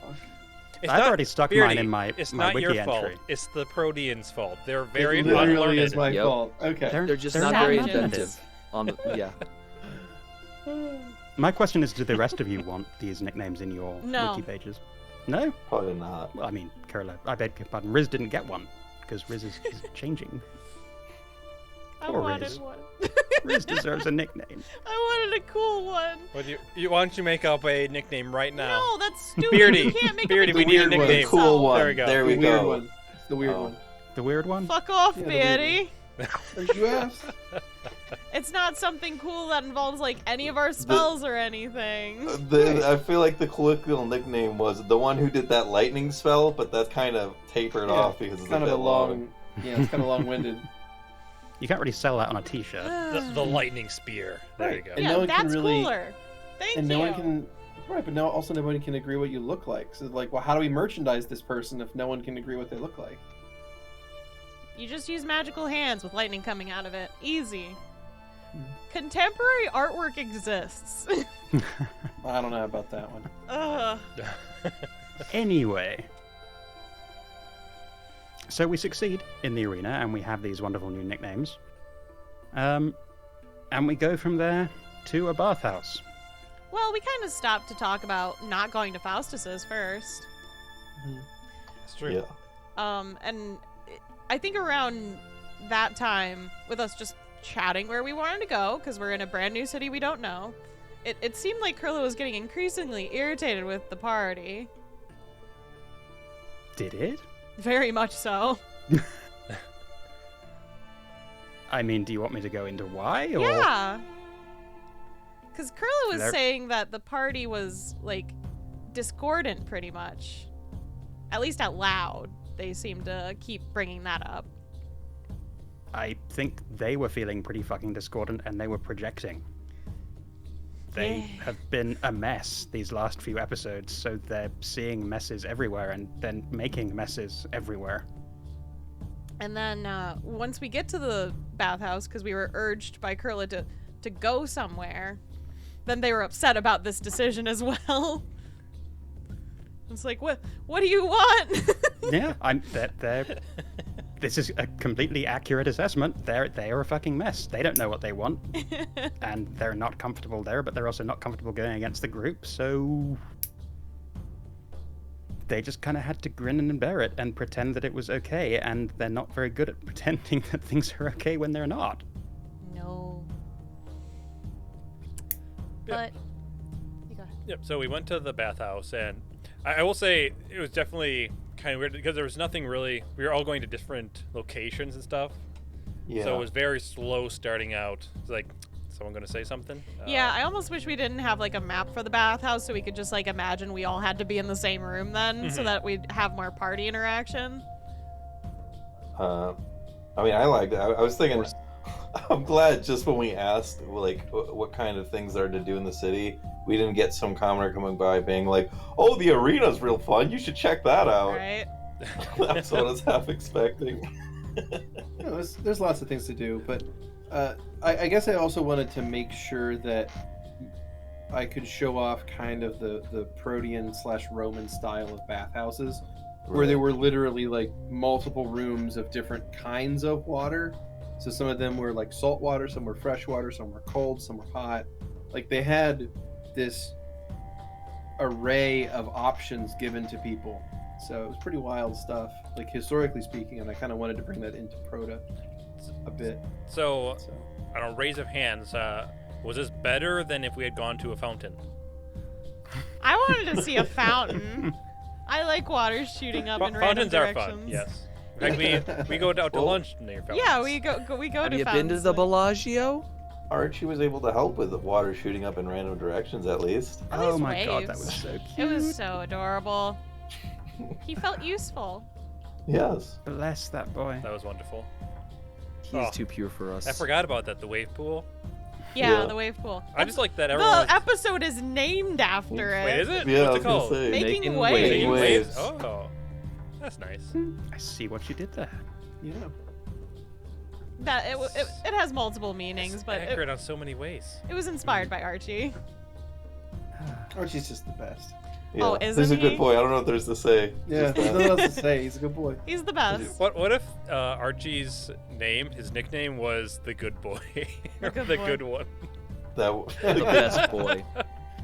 I mean, I don't know. From the people in the stands' perspective, he fucking tossed a mammoth into a blender. That's true. I don't know if they see that side of him. Blood fountain. I'm just sad that since his name was the big one, Lovette didn't get Rusty. But that's a really niche joke, so never mind. He's Yeah. the mammoth mincer. Oh boy, that is a niche joke. Thanks. Big guy. Yep. But we had that adorable scene with Archie, and as the moment, as the scene got going, we had other nice character beats between different characters. We had Petravian and Vera sharing a sauna, a steam. After Kurla left because they were dying. A heat stroke. And couldn't admit to it. Man, what was the conversation between Petra and Vera about? It was about Petra basically Not what it was going to be about at all. resisting the Legion and then killing his fellow Men, yeah. soldiers in opposition to. And his like guilt over running away. Yeah. Yes. So- Yes, that he could have done more, that he should have stayed and fought to the last to save as nearly every of the halflings. And- Sorry. Yeah, yeah. Honestly, one of my favorite Vera lines was in this moment. Oh yeah. Yeah, just her talking about that it was okay. I don't know, something about Vera, like she just sounds so fucking sane to me all the time, which is not good. But I think she had some really good points in that conversation to like talk to Petra. Like she was really one-on-one with him. I don't know if he really retained any of it, but If I recall, I think Vera was basically talking about how it was okay to run away. Like, if you don't analyze like what's going around, it's gonna end. There's nothing that you can do later then. like at least he tried to help people. Yeah. Yeah, and that was the important part. Like, and I think it was also, did any good come from it? Mm-hmm. And the fact that Save literally some, then you succeeded. It's interesting that Vera can extend that wisdom to Petra, but not extend that to themselves. They have a reason for that one. Fair enough. I'm right here, what? I don't really. I mean, I guess if there's a reason for it, then I can't really say that. But Vera doesn't come off that way to me. That she doesn't extend that to herself. Like, she seems to me like a character who's always moving forward and not really. Like, obviously she's got regrets because she won't talk about shit, but it doesn't seem. It seems like she's Goal at least focused? following her own advice on it of Yeah. just acting instead of thinking. Yeah, really, there's only one thing that Vera can't, like, forgive themselves for. Really, everything else is still her just doing her thing. And we'll never find out what it was. Never, because there's no backstory. Nope. It was all Right. ruse. There's no backstory. April There's Fools, definitely everybody. not a notebook in the closet that I'm has just. Vera's stuff in it that I've stared at multiple days and I've been waiting 3 fucking years. When will you learn? I'm sorry. Ah, dear, oh dear. Well, we also had a wonderful moment between Riz and... excuse me. We had a wonderful moment between Riz and Levette. I liked it so much. It was really Me good. too. I Yeah. I was really happy with all of it. I mean, it's really exciting to see them finally getting like close. Mm-hmm. So what I was starting to touch on before, and Yeah. I wanted to wait till we got here. So, like Kurla and Riz, their relationship seems to be straining a little bit as Kurla is coming to realize that Riz that doesn't have as much personal attachment. That they are just going to probably see the rest of the party, at least for a while, as something very temporary. But I think Levette was put off by that at first. She became aware of that pretty much as soon as it said as much, and was just put off by that at first because she was really longing for someone to personally connect with. But it has turned out to be something for her to actually. It's worked out really well for her because she's been able to talk to Riz about stuff without worrying about like personal investment and judgment from that. Riz is somebody that she can just tell anything to, and it's not like it's gonna matter because they're gonna potentially be gone in a few years. Yeah. I mean, Riz isn't, like, super judgmental until you tell them, like, hi, I did something, like, on purpose to bother you. Yeah. um, That too. They're not very judgmental, and so she's not afraid of bringing up stuff that other people might have, like, moral feelings about. mhm. That's because Riz is morally questionable on their own anyways. They're like, why Mhm. should I judge other people on that part? Yeah. I Which don't- is the same for Levette. I only hate it when people are bothered by me, like, directly. Like, they're, like, directly fighting me about things. That's when I get irritated. Ugh. Annoyances. But, I've really liked how this is, like, slowly appearing. Because I think Riz, in the sudden, like, feeling of Kurla pushing away, they're like, oh, I've gotten very used to having someone to talk to. This feels weird. I guess I'll try. So they're like, Levette seems the most approachable. I've tried with Petravian, but I just don't understand him. And it's very interesting because he is the oldest of the group, and they have not figured out why yet.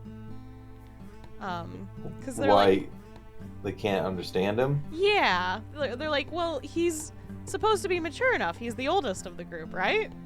So it's an enigma that they do not understand. But they're like, well, Levette seems mature.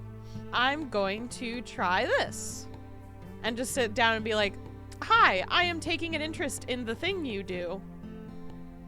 Yeah, and that was, I think, really what sparked it for Levette was the fact that Riz initially showed sympathy for her situation and stuff, and she was like, oh, maybe I can't talk about this.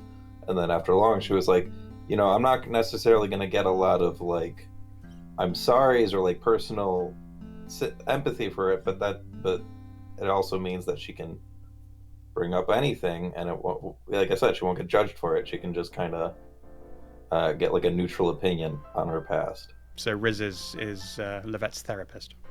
I mean, kind of, yeah. Riz is a lot of people's therapist. And she's trying her best. She wants to return the favor without being pushy about it. But also, like, Riz is a very closed-off person, and it's pretty clear that's going to take a long time, if at all possible. It's interesting because Riz is very honest about, like, how they're feeling or how they see something. They're very blatant and just like, this is how it is. Whatever. Take it or leave it. But, like, enough so that enough people have, like, missed a lot of cues from them where they're like, this is a thing that's happened in my life. And it's just, like, gone past it really quickly. And I'm like, yep, that's Riz. I think that when Levette has that conversation with Kurla and potentially with Riz about her past, she might have something she wants to ask Riz as well. I'm excited. So yeah. I'm curious. I'm ready. But I'm very excited. Also, I feel bad that I never told Petra that a massage bed was open. I realized that while I was listening to this. I was like, oh no. I forgot. You might have did the masseuse a favor. His skin is literally rocks. That's true. Petra never got that massage and never got to know about that sporting event in the first town that we went through. Or, no, which town was that? Oh, that was back in Kodre. My god, my brain is the arena. fried. Was it the arena? Oh, goodness. Yeah. But I should go back and check the wiki to see when all these things happened. Nonetheless, I think Riz and Levette are currently, like, making more of a relationship than they have before. Just because of all the current, like, being pushed away feelings. And Riz, although they're not emotionally available, seems to be needing more, like, emotion than they're used to, and they don't really understand it. But needing the companionship was enough for them to, like, take that first step with Levette on their own. I think, you know, the thing about it, part of it is also because I might have said this before. I feel like I might have said part of this in a previous checkpoint, but I think Levette is connecting better with Riz also because she has lost mostly everything that she values, and it's so, like, there was this pattern of making it hard for her to connect with other people because like, people would have problems with their family or with their own personal lives that are really intense and tragic, but she's, like, lost all of that stuff, so she's like, I don't want to just diminish your whole thing, but I can barely relate anymore because it's just a painful memory. Yeah. But Riz doesn't have any of those attachments. Those things aren't going to come up, and she doesn't have to worry about, like, comparing their pasts because Riz doesn't even know their past. So she can talk about herself without feeling like she's trying to outsuffer people. Yeah. No, Riz isn't trying to one-up someone or anything, and neither it doesn't really happen for Riz otherwise. They see things so jovially. Right. Because they're just like, oh, well, I mean, a really bad thing has technically already happened to me. So all these other bad things don't really matter. The worst thing that could happen to you probably already has. Yeah, exactly. So it's like, oh well, that's life. I'm Right, gonna and that's keep where going. Levette is. That's where she's at right now, is like, she's, the end of campaign 1 was all the grief, and now she's at that stage of like, well, I don't have any direction, but the worst has already passed. Yeah.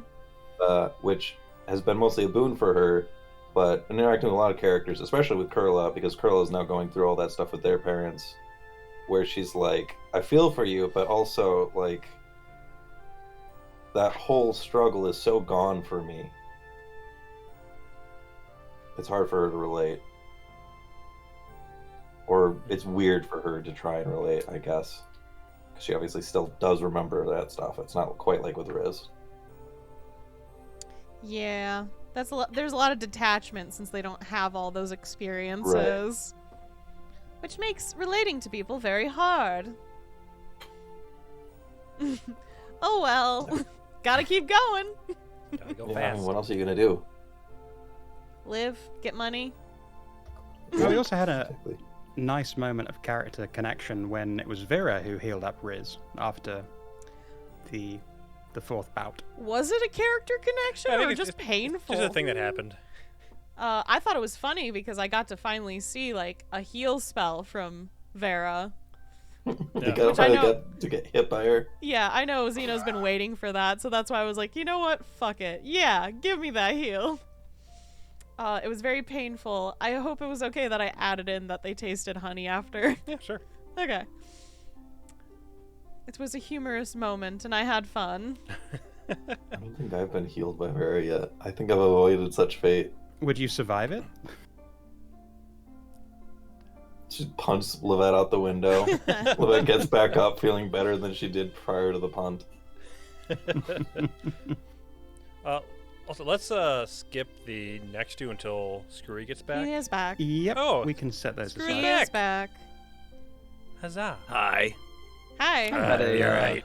had a screaming goblin. Baby. Had to handle. Bobby. Well, welcome back. Just Hello. in time. So what question? Excellent timing. Oh yes. Alright. Oh. Is no one gonna ask it?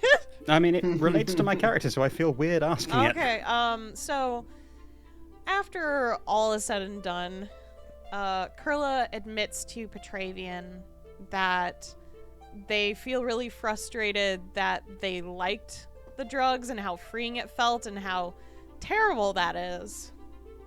And Petravian offers to go sideways with, sorry, I'm gonna just say this once. What the fuck kind of old person language is going sideways? Getting sideways? Getting I don't know, I've heard that before. I have never heard this, and I'm like, this sounds like something my mom would say. I mean, yeah. It's true. It is That's what definitely. It is. It is an old saying. But yeah, it is most definitely an old people saying. It's something for harder shit too. So, Like, I I mean, was not like- than Black Lotus, than It- heroin. It doesn't It get harder than sounds that. more like sex than it does doing drugs to me. It sure does. Yeah. That- It does. Like, yeah, I can mean, see that. Yeah. If you said horizontal, that's more though.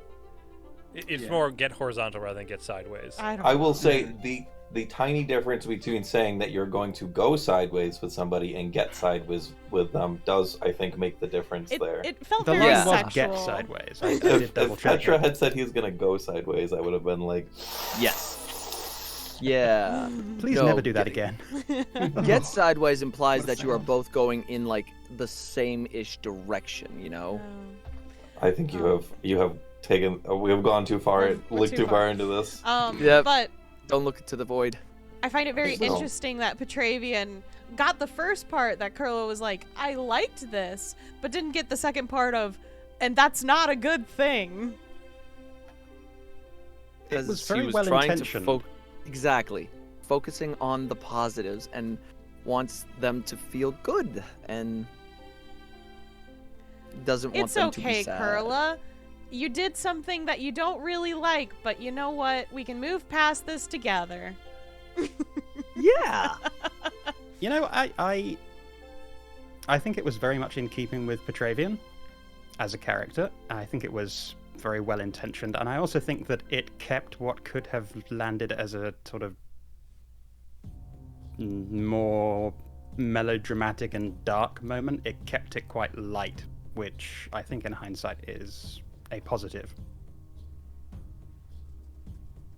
I mean, it's not a subject that necessarily needs to be joked about, but at the same time, it kept it from getting too maudlin. So Exactly. Yeah, I can see that. Petra also just he wants to connect with Kurla as well. He Aw. wants to connect. He wants to connect with each person uniquely.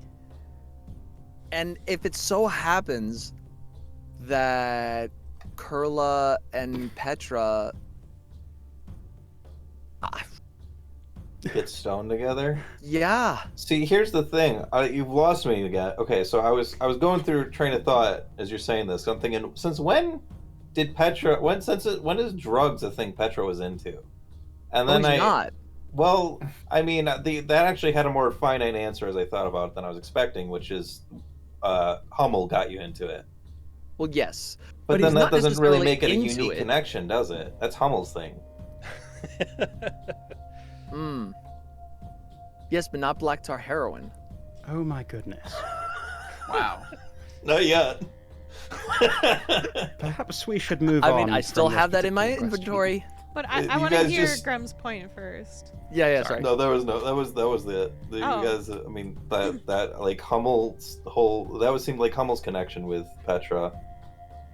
Oh no, that's 'Cause, I mean- drugs and sex. Drugs and sex. I mean, yeah, that's true. Well- Like, blowies mostly. no. Blowies, not showies. different versions of blow. I also think that it worked as a moment because it was, Thank you. as Kurla noted, Petravian trying to do the right thing and going in completely the wrong direction with it, which a few moments later is exactly what Kurla does, trying to help Petravian and Vera. That again, furthering me as a player, our inability to mixture of Petravian being Petravian and my inability to say the thing that I don't want to say just outright to Vera, because then Vera will be mad at me, and I'm trying to work through that. Well, not You So desire her approval so much it's biting you in the ass. yeah. And Kurla Yes, was it most trying so definitely is, and I'm desperately going to work past that. I'm gonna Past or have a through? conversation. I'm gonna have a conversation with someone, and hopefully they'll help me not help me, but help Petravian realize that, and work and just go for it. I mean, you know? to be fair, you made Vera happy. Because now Vera's just like, oh, you don't want to tell me that you left Eden? That's okay. Oh, I darn. don't know yet. Good job, by the way. I can work you through this trying time. And then in turn, Riz is like, I spent all this time helping you learn how to fucking worship Eden, and you're just gonna throw that shit away? Fuck off, dude. Speaking of which, is Yeah. Riz still angry at Petravian? Because I don't think it really No, they don't care anymore. It was in a moment. it slept it through. Yeah. That's how they live life. It's just like, well, it was in the moment. Whatever. It's done. It's happened. It's over. Rip. It hasn't really affected me. I'm just disappointed in him a little. But, like, oh well, that's his life. Yeah, 'cause I'm trying to think. Would it? 'Cause really, it's just that Petravian doesn't want to upset people. But would it be better for Petravian if he just got it over with and just said the thing? Or say like, no. You know? Oh no, it will absolutely be better for him if he just does the thing. No, it absolutely will, and at the moment, I've been trying to come back around to it organically rather than. I mean, we went straight from. I mean, we're doing what we need to do, you know. So during the next kind of not death situation, when we're having a nice, relaxing time, then he's going to pull Vera aside and do the thing. We'll see. Have the conversation. God damn it. No, I'm thinking, like, I feel like Petravian keeps trying to find a perfect moment to do things, and I don't think that helps him that much, instead of just doing it, as the wise words of Shia LaBeouf ring through my head. What were those words? Just do it! Okay. Don't let your dreams be dreams. Okay. So, like, organic or not, like, if he's standing in his own way, he's the only person he can blame for things not happening. Yeah. That's how all people are, though, let's be honest. Yeah. You have inspired. You have sufficiently inspired me on how I want to do it. Okay. Okay. Ooh, spicy. Cool. Got that to look You forward have to. sufficiently. Got it. Thank you, Kenny. You know, Riz has really made me into a crazier and more wise person. I'm so glad I have them in my life. I posted a meme recently. I'm getting to that point. We're getting to that point where, you know what? Fuck it. See what happens. I'll Well- see when that happens. Yup. Speaking of seeing what happens, we also had Levette arranging for the possible return of a character who made quite an impact on Petravian and on Petravian's head and arm. Irina. Yeah, I thought that was really nice of Levette. No. Oh, thank you. I did a lot. I was like, wow, I know Petravian and Levette really don't get along compared to, like, everyone from the first season as much, but, like, the fact that Levette's still trying, I think, is really, really sweet. Wait, you're I saying mean, that what's that? Levette and Petravian's relationship is kind of rocky? It doesn't Well- work anymore. It doesn't work anymore. He's not Rock. He's Amber. Siblings still are. rock. He's still rock. Yeah, the More of a amber gem. part's just, like, his hair and his arm. That's it. And his eye. Well, one of the eyes, yeah. He got a compound amber eye. And his hammer. Some Nope. dope ass shit. His hammer's the same. Are you telling me his dick is a crystal now? No one cut Oh off my his goodness. dick. It's fucking hot. No one else. No one that you know of. That's true. So, Grem, thoughts on Levette Yeah. making that it's- arrangement? Like, so she didn't have any siblings, so, like, obviously that didn't. To say that family being a personal topic for her might not quite it right, because she didn't necessarily, like, relate to that. But I don't know. She saw how hard Cassius was trying to get through to Petra, and like, she was basically the only one who was not in a fit or captured to see him and see how sad he was afterwards. So she's like, shit, there's definitely something there, and just figures that, like, they both could probably. She figures that Petra could probably use the resolution that like half the reason they showed up, that everyone came, was for the Deadland stuff, but, like, there was this sort of underlying goal of resolving all of Petra's shit so he could stay focused on the mission, and that included his brother, and she feels like it wasn't really resolved. I hope that he's looking for us. I really, really do. I hope we see Cassius again. Well, Levette's not done looking for him, Ooh, but spicy. there's somebody better who seems to be more effective for it than Faustus, I guess. Can we just throw Cassius at Marcus? It's kind of a scheduling issue. Right, yeah. I realized that's part of it. I was wondering, I was trying to, like, have Levette ask Faustus, like, to arrange it ahead of time, so that I realized that this week is still not necessarily a lot of heads up, that I wasn't expecting any miracles, but I was like, you know, at least I'm not asking for it in the same session. Yeah, it's like, let me get on the horn here. Right. Hey. You got time for D&D? Shooting a video. Fuck that. No, come here, get D&D done.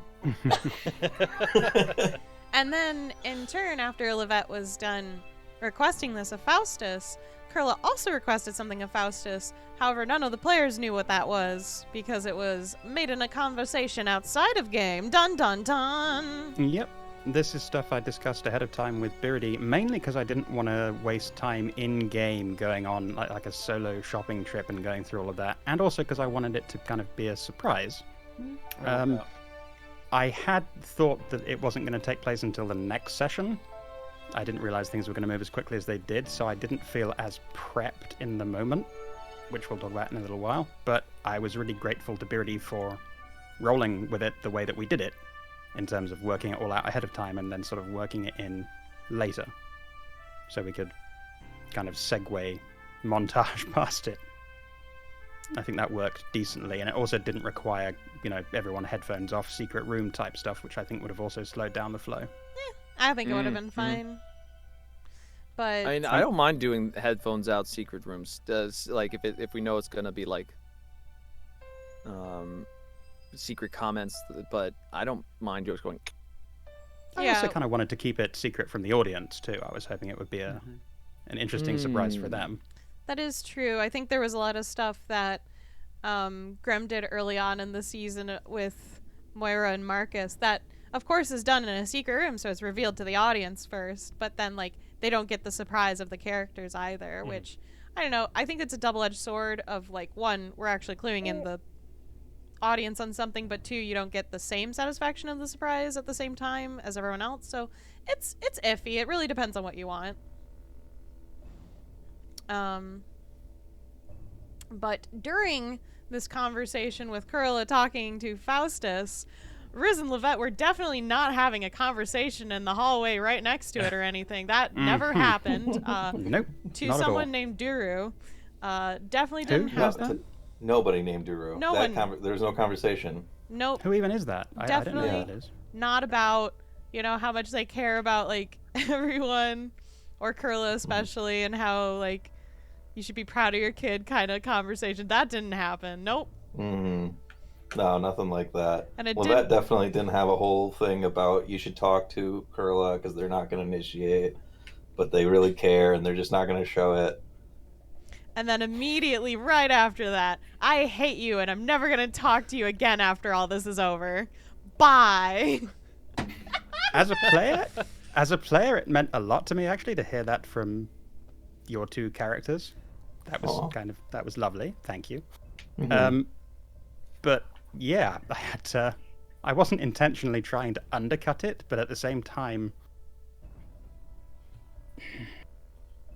it's sort of like the lady doth protest too much, methinks. It's like, how many times can Kurla say this to the guy before it becomes obvious that actually they're reaching for it? It's not really how they do feel. Like that they're...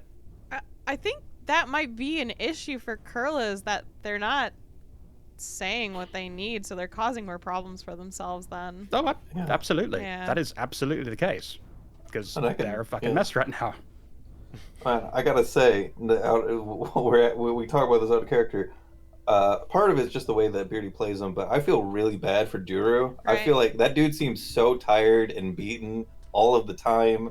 He's like from his perspective, it just seems like I was just a fucking slave. I've had a really tough time. I'm willing to still take blame for everything and ask for literally nothing in return. What do you want from me? Yeah. He just seems so beaten. And guy. the thing is, also, from our character's point of view, all we've been told is they were in a cult. After Kurla ate their sister, he made them leave. His own child dies, and all he does is make the other one leave. Which is not quite how it went down, but that's all not they've what been the players told. know. Right. Yeah. And that he was maybe not around, but that's it. So, to Riz's perception, they're like, did he actually do anything bad? Because it seems pretty logical what was told to me. I'd make a person leave who just killed my kid. I'd probably kill them. that's not really a conversation Levette's having at all, because she like when she talked to Kurla, she already understands that a parent leaving for a long period of time is trauma-inducing on its own. But so it doesn't really require more justification. But she's also kind of like, is this how I looked? No. Was I? Did I seem like really like vindictive and obsessive to people? Do people want to answer that? Not vindictive. No, not vindictive. No. Not Obsessive vindictive. is a word. Obsessive, yes, but for different reasons and for different Yes. things.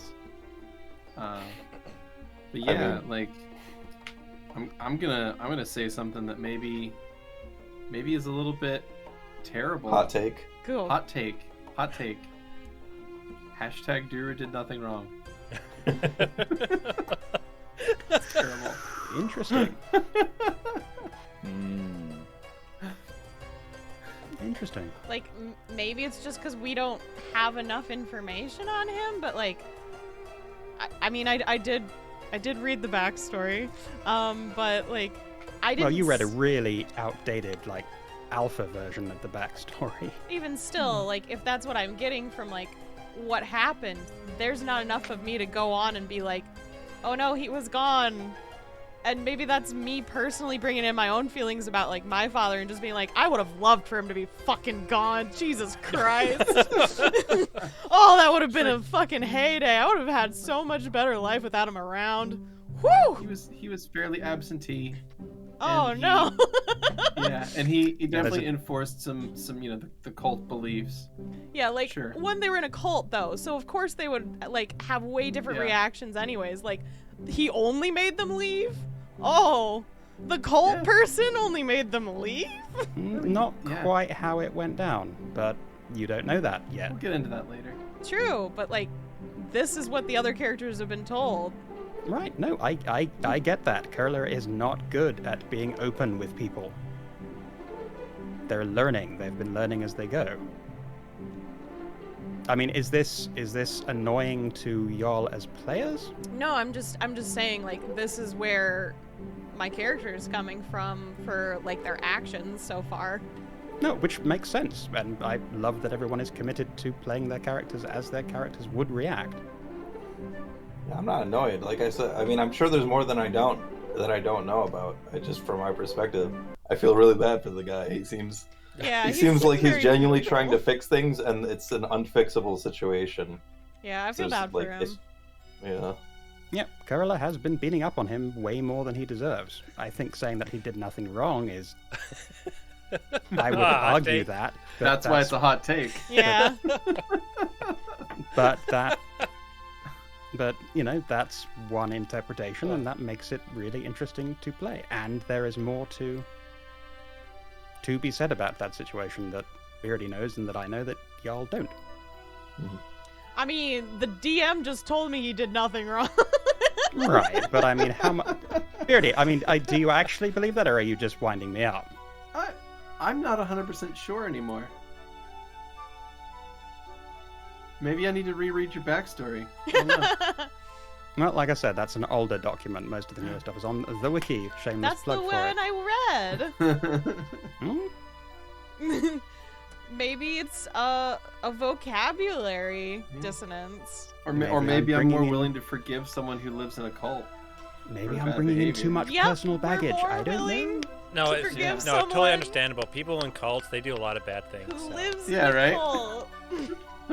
We should really get them out of there. Bring them over to Mellifera. Jesus Christ. I'm not gonna hold a member of a cult personally responsible for having a cult mentality. As a player, I can be a hell of a lot more understanding and forgiving towards Duru. What about Absolutely. a leader of a cult?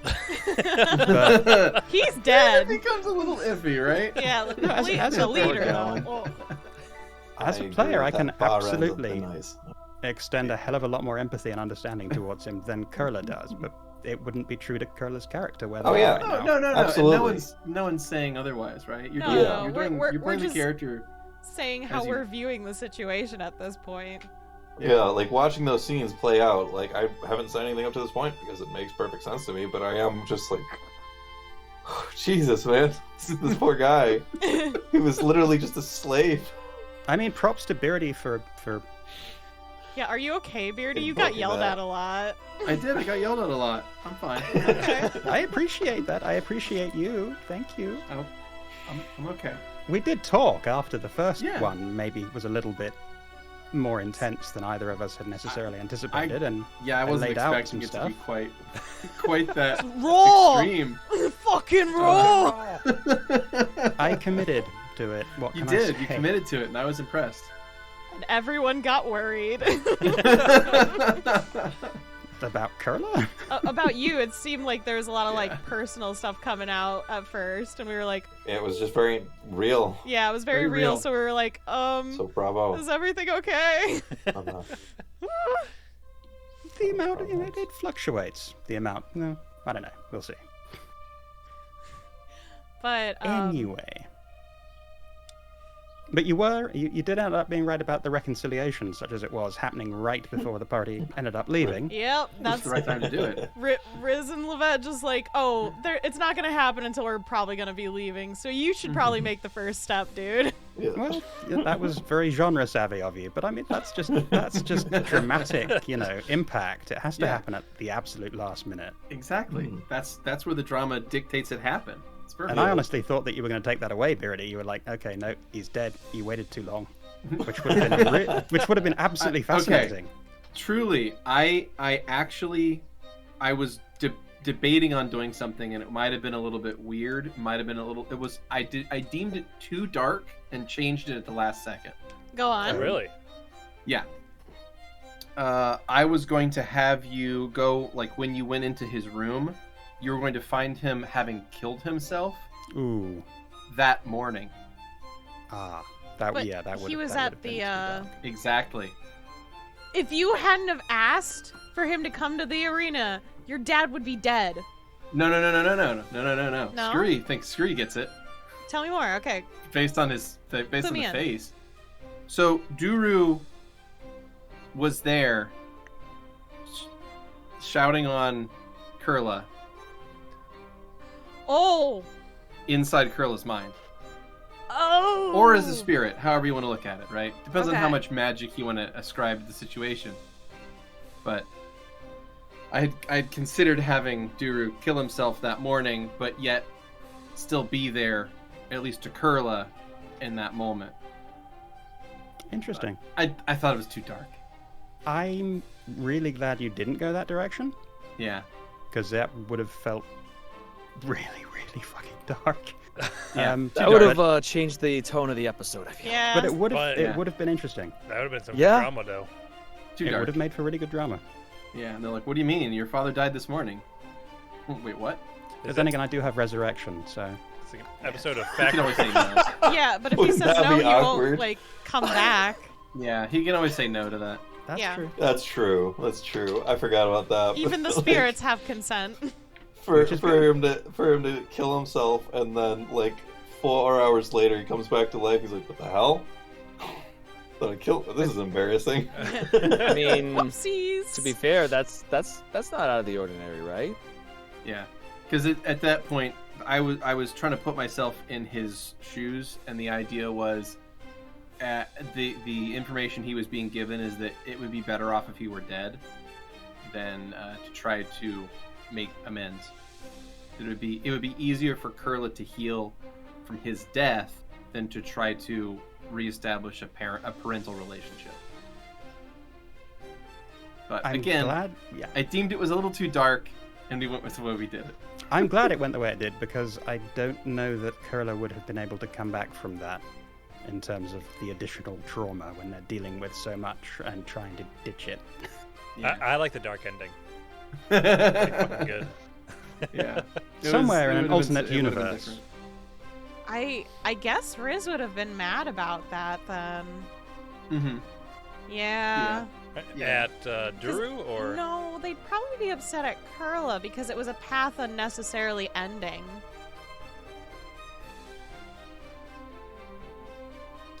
It would have added different drama, and Yeah. I feel like it wasn't necessary to the story, and it was unnecessarily dark, and it also brings in themes that we don't necessarily need to bring into the game. Hmm. It's a whole thing, right?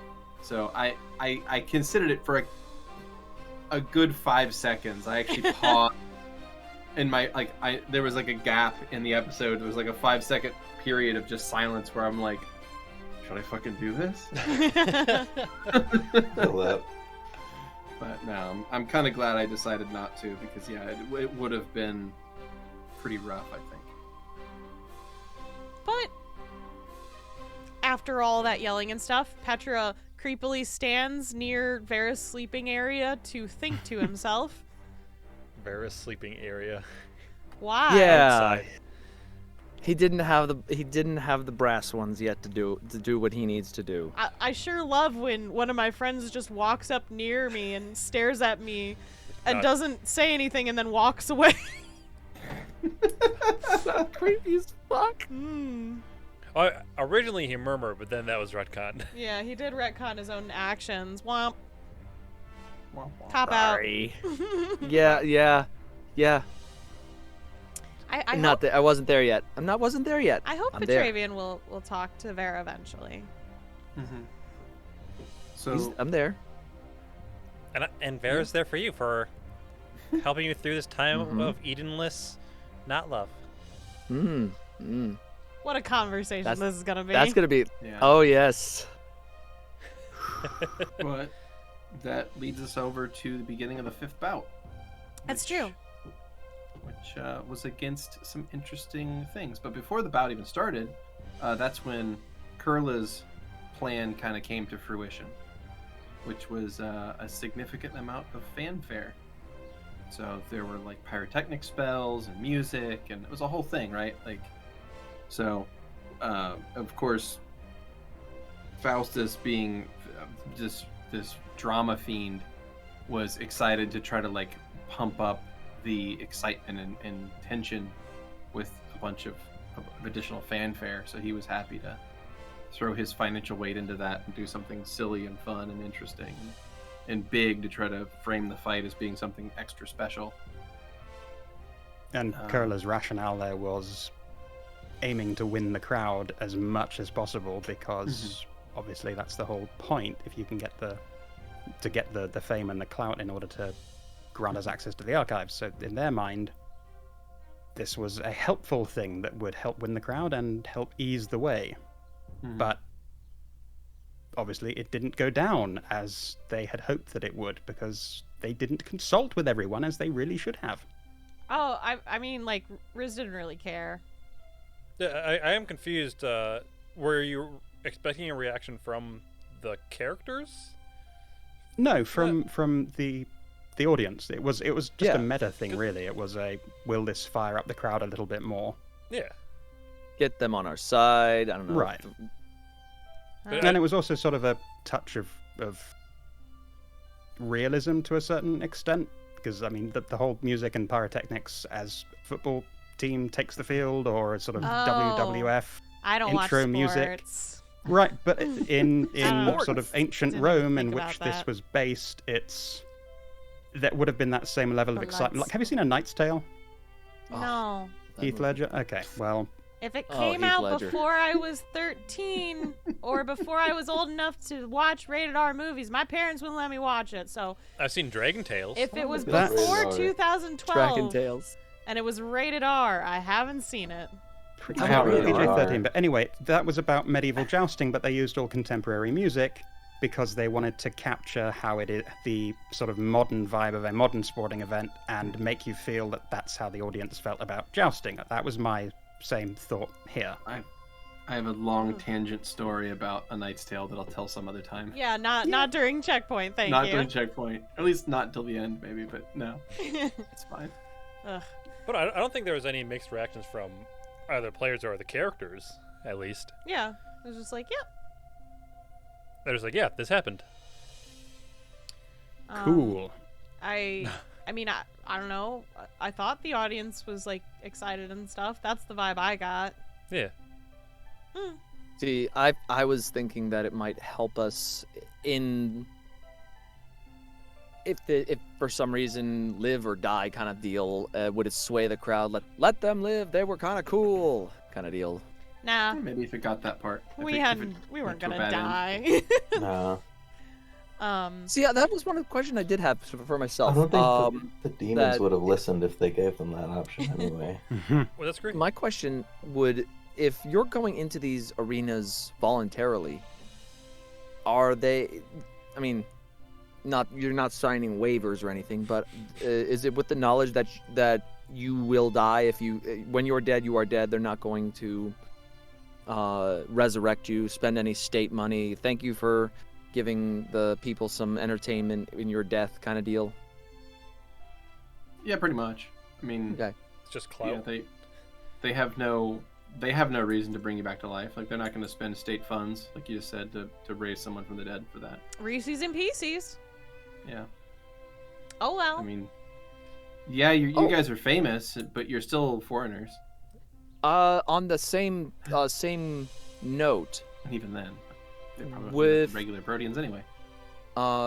if somebody else with Petra's sentence to die in the arena, Mhm. if it wasn't just Petra, it was just some other person, they died. Would they have been allowed to be resurrected, or is that a permadeath for? No, it was a death penalty. Like no one's gonna go out and save like- them. But permadeath like isn't like a thing that I think you think it is. Well, So, no, like- no. Like, would the family of the condemned be allowed to spend No. the money to? No, not at all. No, you were condemned to die and stay dead by the state. Yeah, so you did break the law by coming back to life. Right. I mean, Thanks, by being Faustus. alive. Yeah. Luckily, somebody paid a lot of money to get those charges expunged. Apparently. But yeah, no, a death penalty, and that's in Proto or any other city on the face of the world. Like, a death penalty doesn't mean that they're going to they kill you and then people are allowed to do whatever they want and bring you back to life afterward. No, a death penalty is like you're gone. They want you out. Like they just the society has deemed that you are not to exist anymore. Like Gotcha. it doesn't Okay. just mean they're going to kill you and then someone else can just bring you back to life. Shouldn't Like, that's- death penalties be put through using necrotic weapons then? Just saying. I mean, Maybe just they used to be. something to like. There's certain things that can prevent resurrection, sure, but in this case, usually resurrection magic is so expensive anyway. It's prohibitively expensive for most people or even governments to do that it doesn't. It's not really something that comes up that often. But no, it's not. It's not just like, oh, you got a lash on the back and that's your punishment.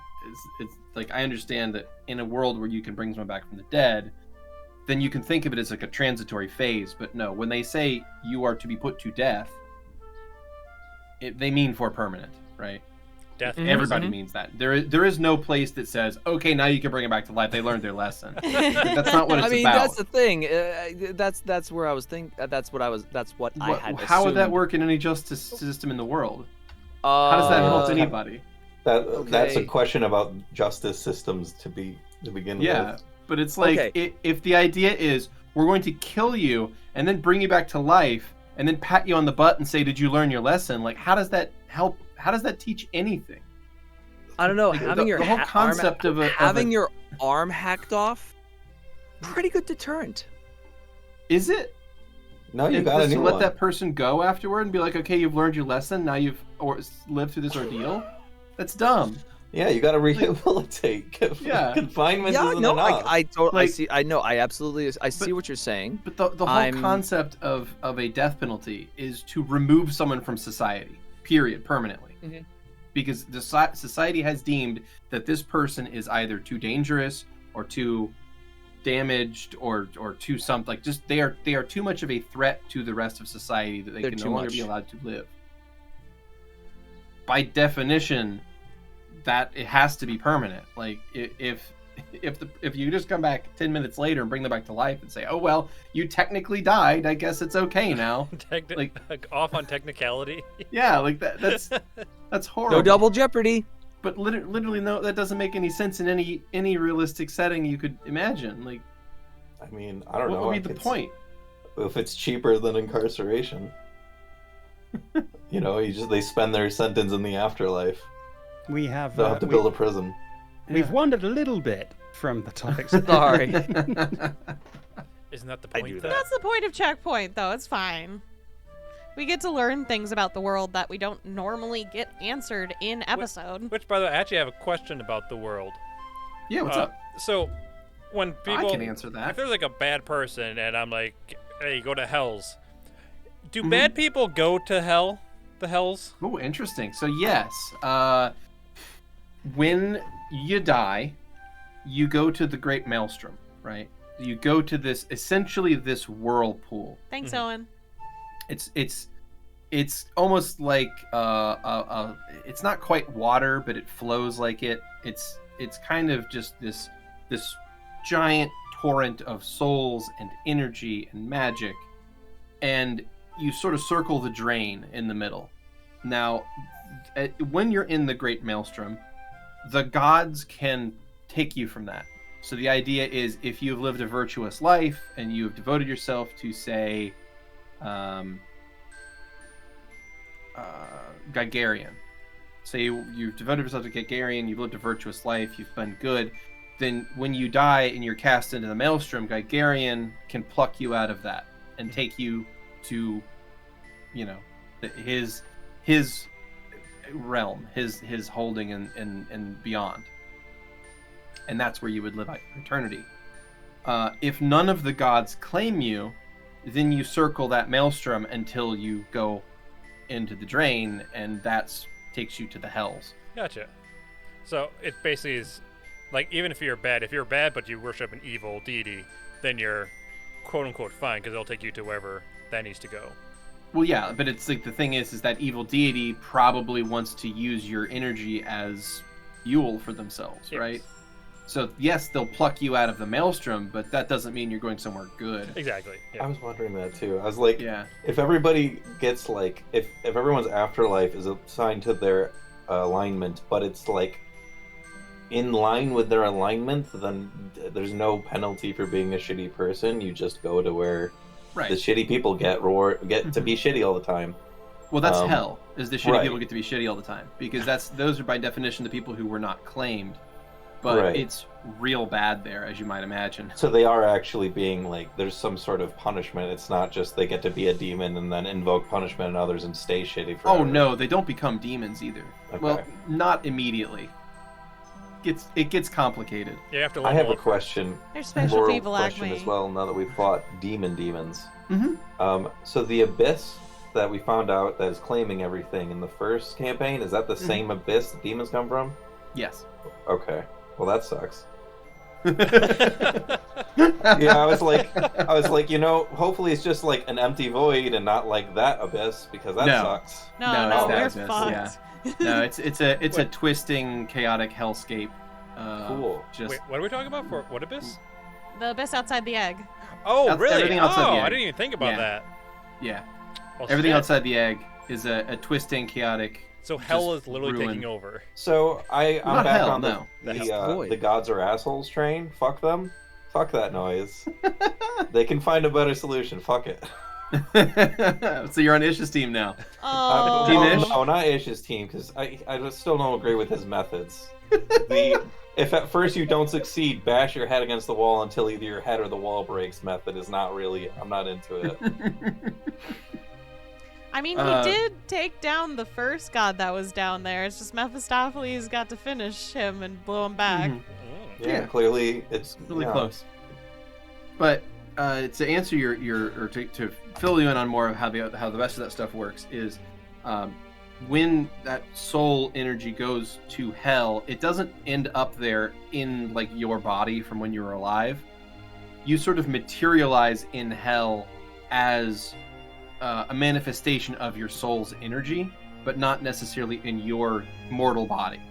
And that normally comes in as a reflection of your spiritual / soul, personality power.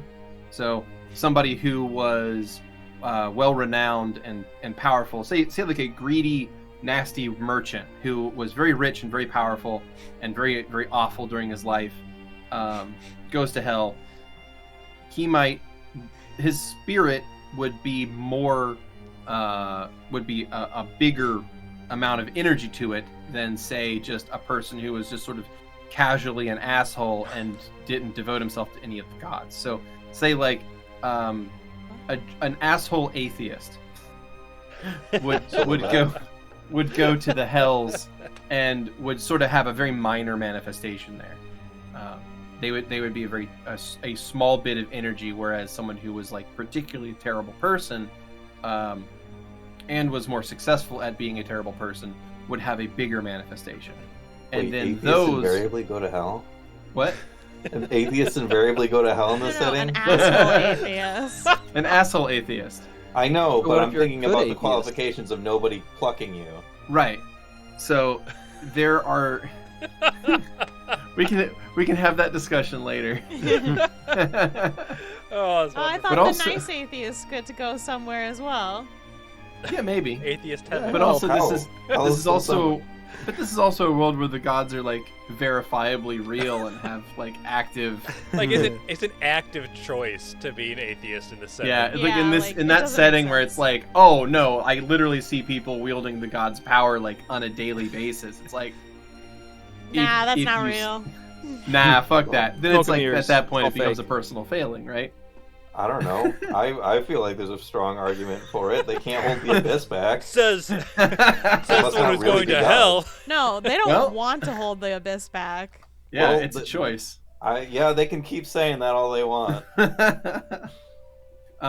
But then when that spiritual energy does go to hell, it can be changed by the denizens of hell into other things. So, for example, a devil can take that spiritual energy and turn it into another demon if they want to. And so basically, they use that as raw material to create new new devils, I should say. So that's where devils come from. Debo. Now they're not that same person, mind you, but they may have some similarities with them physically and even like personality-wise, but they have no memories of their previous life as a mortal. And they can also be taken and they can be made into like a conglomeration as well. So they can take like multiple small bits of energy, put them together, and make something bigger if they so choose. Bippity boppity boo. Yeah, but that's kind of how I see the cosmology of like the lower levels of hell, or sorry, I guess in this case it would be the higher levels, the upper crust of the shittiest part, or like upper the least crust. shitty part of hell. So This has been a very enlightening perusal of the damned. kinda, yeah. I want to go there, thank you very much. I'm not down. Oh, and you're going there This is so called fast. religious studies. And that's the other thing is that actually brings up a good point, is that so there are people that do worship Mephistopheles, right? There are people that worship, and in that Right. case, they would be plucked from the maelstrom. They wouldn't just circle the drain and go to hell. In that case, Mephistopheles would pluck that person, and they would go to a deeper level, where their soul would be much more powerful. They get a fast Then- pass. Essentially, yeah. So the idea is that So that if soul as long as has you worship an asshole, then you can get away with being an asshole. well, not exactly either. Because in that case, you essentially become that person. Like you would become that god's slave in a lot of ways. Like it's not a good ending for any of these people, because that's a god that believes in like servitude and Oh, blind no. loyalty and things like that. So you would get put into a situation where you become that person's blind loyal servant for eternity, and like that's not a reward. I mean, it is Now for me. that's also Yeah, it's it also depends like what a we're talking higher. about. It's also like a strict hierarchical system in hell, where it's like you're always jockeying for promotions and stuff like that. Oh, So law. there is like room for growth and advancement in a lot of cases over like long periods of time. It's just like a job interview Yeah. for a position in hell. Kinda. It's the same thing. Yeah, and it's Yeah. the benefits hyper package? competitive. Yeah. My job position I am applying for is Queen of Hell. You got to work your way up from the mailroom. I can work my Yeah. way on something. I mean, Sure. they'll work their way up to a male's room Badum. or a female's room. Who knows? I mean, Pringle's only sexual preference is Mephistopheles. Yeah. Mephistopheles. Well, how does sexual. Mephistopheles identify? I As a guess we'll have god? to find out in Snake Eyes. Yeah. So back to episode 36. True. Yes. Curly got us Thanks all for the- bracelets. The derailment. No, over that was fab. That was That was fantastic. fun. That was a good derailment. I I liked appreciate it. all the lore. It was like, ooh. cosmology. It's Yeah. important to have these moments. It 'Cause is. it might not be on the wiki in these moments. No, and, this is and I absolutely do. true. I did have like more specific stuff that I don't want to explain because that was going to be sort of a major part of Snake Eyes. Mm-hmm. So I don't want to like give away how that manifests completely until I play that. I was so excited. So the takeaway there is you should all tune into Snake Eyes. And if Yeah, you once it haven't comes started yet, back. you should Yeah. catch up. On long hiatus, but it'll be back. Yeah, we just gotta finish the metal episodes of Check Please first. Then I can get back to my babies. And get a dog. Yeah. Or a duck. So, Curly got bracelets for Did everyone. you see that look Kenny gave me? Yeah. Yes. And they all had our name, Fortune's favor, Yeah. and symbols to match each character. Oh, what were the symbols? I think yours had like hives, like hexagons on it or something. I believe that was right. Mine had god symbols on it. Levette's had cogs. Petravian's had something. Was it leaves? Maybe in hammers. Hammers. And It was leaves, I think. hammers. I'm not entirely Hammers. It's hammers. Hammers.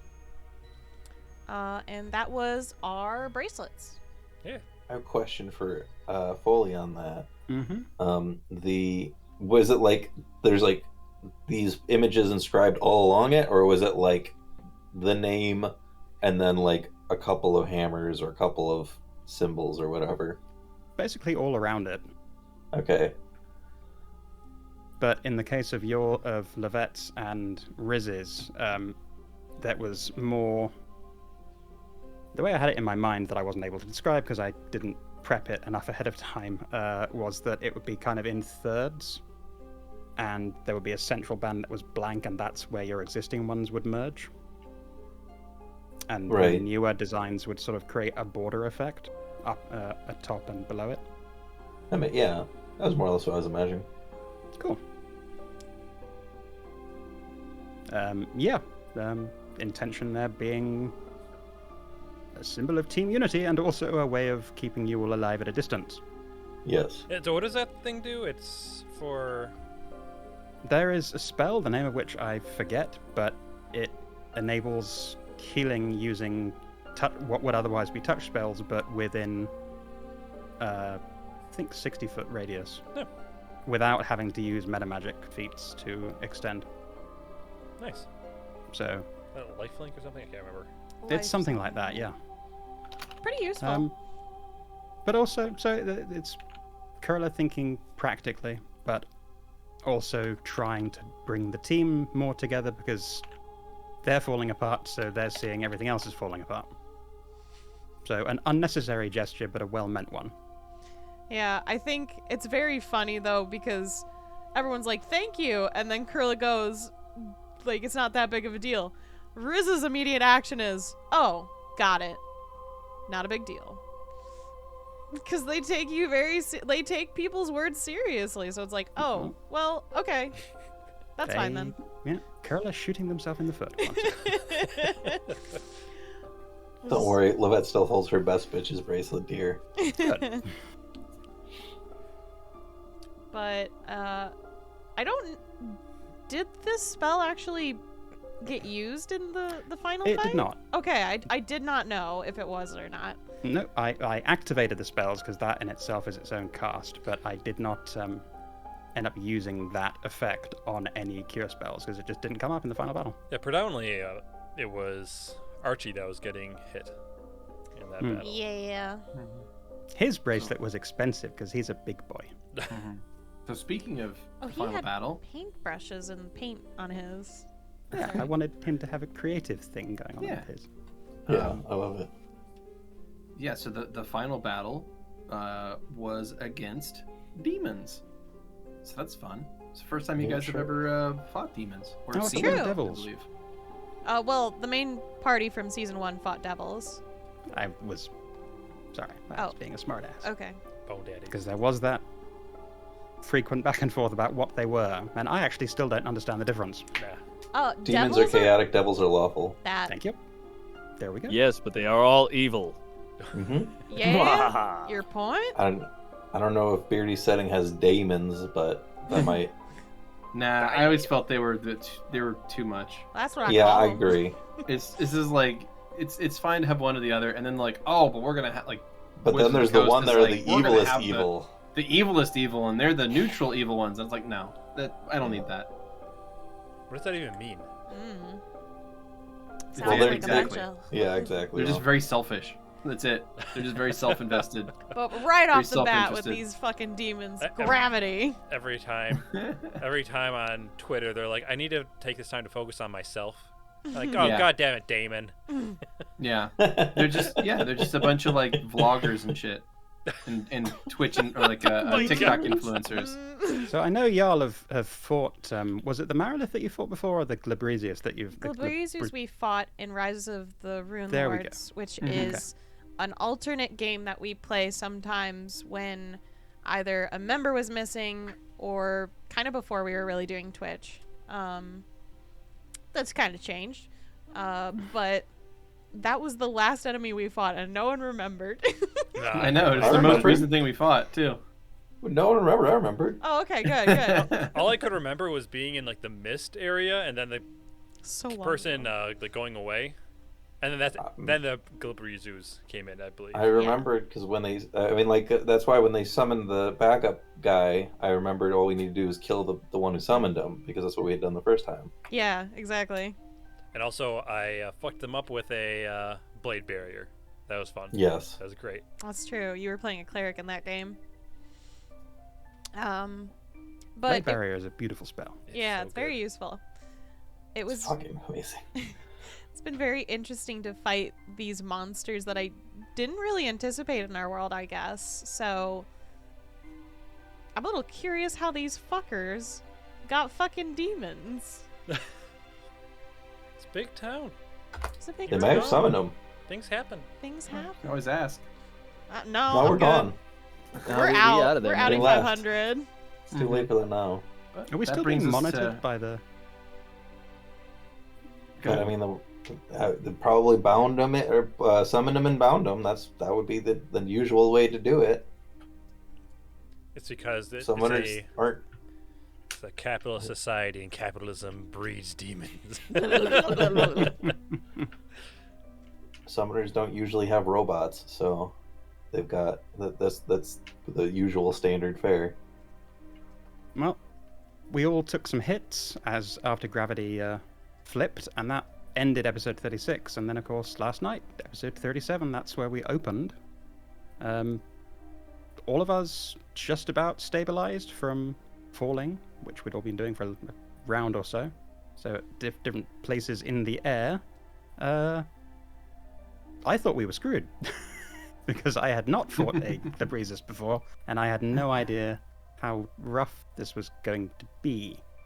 I was in the safest place possible in the air. So Yeah, I was really, happy. I was like, I'm nowhere near their fucking hands. I'm good. Thank you, by the way, for Levette's Featherfall, because that gave me another opportunity to show another disintegrate into the air. Because I was gonna Featherfall myself otherwise. I was like, damn, I gotta take a turn to slow myself Yeah. down. I frankly still wish I had managed to just take the first turn to hit everybody with it, because Yeah. I think that would have saved everyone a lot of action economy. And if I remember right, Featherfall is an immediate action cast, Yeah, so you can actually cast that off your own turn. Fuck. Oh well. yeah. Yeah. That's why I realized in hindsight, like immediately after the session ended, I was like, I could hit everybody with Featherfall the moment he turned the gravity upside down. Yeah. And we would all just been floating upside down That's weirdly. fine. It was surprising. Yeah. Mhm. I mean, everyone got out of it and we won, so that's what matters. Oh yeah, we did. Yeah. Fucking rock And, that shit. Yeah. And the rock Just so with y'all petrol.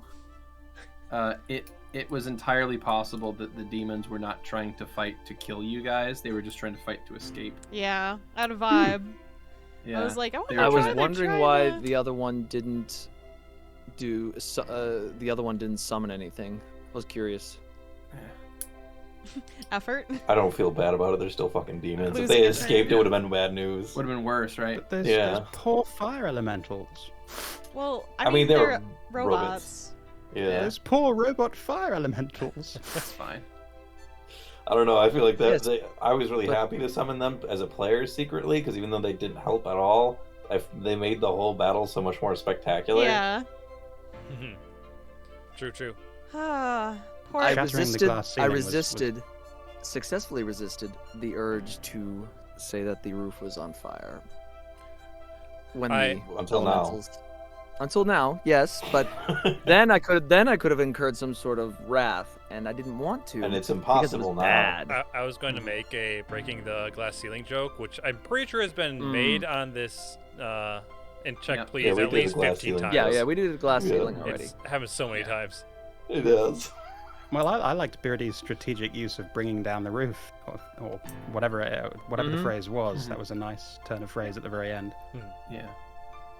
But yeah, Um, you brought down the house. Mm-hmm. It was a major. I mean, it was a big event. People loved it, so it succeeded wildly. I hope it doesn't cost too. I mean, not cost, but they're gonna have to shut down the arena for like a day or two for them to It's Oh, get magic, all the right? magic fixed. Whatever. Fuck them. Yeah, exactly. That's my thoughts. They aren't like. They don't have any honor for you, Petravian, so why should you have honor for them? But I think, what was it? Pretty early on into the match, it was like just a confusion bout because of the power word. Is that what it was? The power word? No, No, stun. they tried to do power word stun, which affected Archibald. Not very. Yeah, they tried to hit someone with it at first, but They it tried to hit failed. Vera, but I have too Yeah, much they tried to hit HP. Vera. Completely failed it. And then you were hit with a confusion spell. You and Kurla. This has fucked me up. Yeah, that I'm sucked. sorry, Vera. It's alright. Oh, the Still won. bit about Vera going after Levette was fucking Oh. hilarious. Oh, I love that so much. It was so close too. Like, just- played like what, 2 points? Damn it. And not only that, it's because I vital striked, I think. I think I lose like 2 from that. Do you? I think No. so. I think I Well, I'm lose glad like you something. missed. Damn. Because I was like, if I'm going after someone who, and I only get 1 hit, Vera always vital strikes. Yeah, I mean that's the way you should do it. Vital Strike's definitely good for when you want to move and attack. But that would have been so funny if Yeah. the skewered Levette. It's like, what the fuck? Oh well. These are the things that we can just look back on and imagine what if. You don't have to. It's all right. What Because if? I love her. I loved her. Oh my goodness. I'm sorry. Well, something sorry. something you alluded to earlier, Beardy, with Duru's voice, which thankfully was not me imagining it or his spirit, but was in fact Duru, Yes. as far as we know. Mhm. Which was nice. That blinked me out of the confusion, which was very handy because I was quite concerned I was going to be stuck there for a while. And remind me, what spells could dispel confusion? It was just restoration and greater restoration. Greater Restoration, I would remove it, and I think.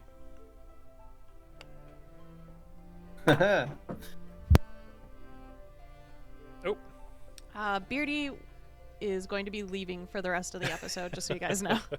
Okie dokie. This Sorry. information is too top secret. Yeah. No more questions for Beardy. Out of here. Fair enough. Well, moving on from there then.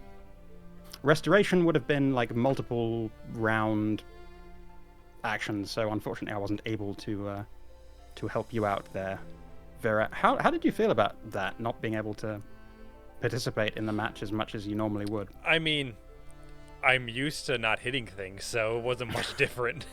Oh dear. I'm so sorry, baby. No, it was fine. It's like, oh, well, it sucks, but not really anything I could do about that. I did not Sorry. realize you were coming back. Sorry about that. It's okay. I do need to head out here shortly, but Okay, yeah. I do want to answer that question first. Ask it one more time to me so I have it fresh in my brain. The question was just what spells can remove confusion. Oh, I think it was in that case, it was just Greater Restoration. is the Okay, other one that which- would be able to do that. Yeah. Which wasn't also has a really gold on the cost table. and tie onto it. It's really a pretty significant gold cost, and it's not worth casting. Alas. In any I case, might be thinking of stun. No, that Could was you not dispel it? yeah, you could have cast Dispel Magic. That would have worked. then that's on me. I honestly thought Greater Restoration was the only option, and that it would have been No worries. Yeah. gold I didn't Most- have. Most Well, magical one lived. effects can be Well, one. dispelled with Dispel Magic. You just have to do a opposed caster check, which is Shit. can be difficult. I mean, they're pretty high level casters. I think the Glabrizus were 14th level, and the Marilith was 17th level. So they're fairly high level characters you guys were dealing with there. Mhm. But interestingly enough, the Marilith hit for significantly less than I expected against Archie. Yeah, it was weird. I didn't Yeah. anticipate that. I was like, oh no, we had so much problem with like the fucking Serpentine mummies, and then it's like, oh. Oh, this thing Okay. hits like a little cushion. Look, pillow He's, hands. he's getting used to it. He's learning how to fight them. Yeah. It's a tickle. Petravian was able to get in some pretty incredible, impressive God. hits. So good. 300 and 50. 20 something. You said like 307, and then we have to add another 15 to that. 15, right. Yeah. 320, To be 322 322. Yep. in one round. So that's kind of crazy. That's paladins Patrick. versus demons. Yeah, that's a paladin for you when they have Demons, devils, and undead. Yeah. Also, Oh, I I had have power. smite- I had power when they- attack on. I had a bunch of Yeah. just bonuses upon bonuses going. Oh yeah. So Yeah, absolutely. So that was the extent of that character, just doing everything in the exact perfect way. You can unleash some serious destructive power with that. Getting 2 crits probably didn't hurt. No, the 2 crits were incredible. One was 99, it was like 105. So they were crazy damage crits. Yeah. It was a nice moment. Yeah, and thanks Watching to those- Petravian taking down that thing, I didn't have to choose between where to put my next disintegrate spell either. Which also caused a hell of a lot of damage. That's what it's there for. Oh, yes.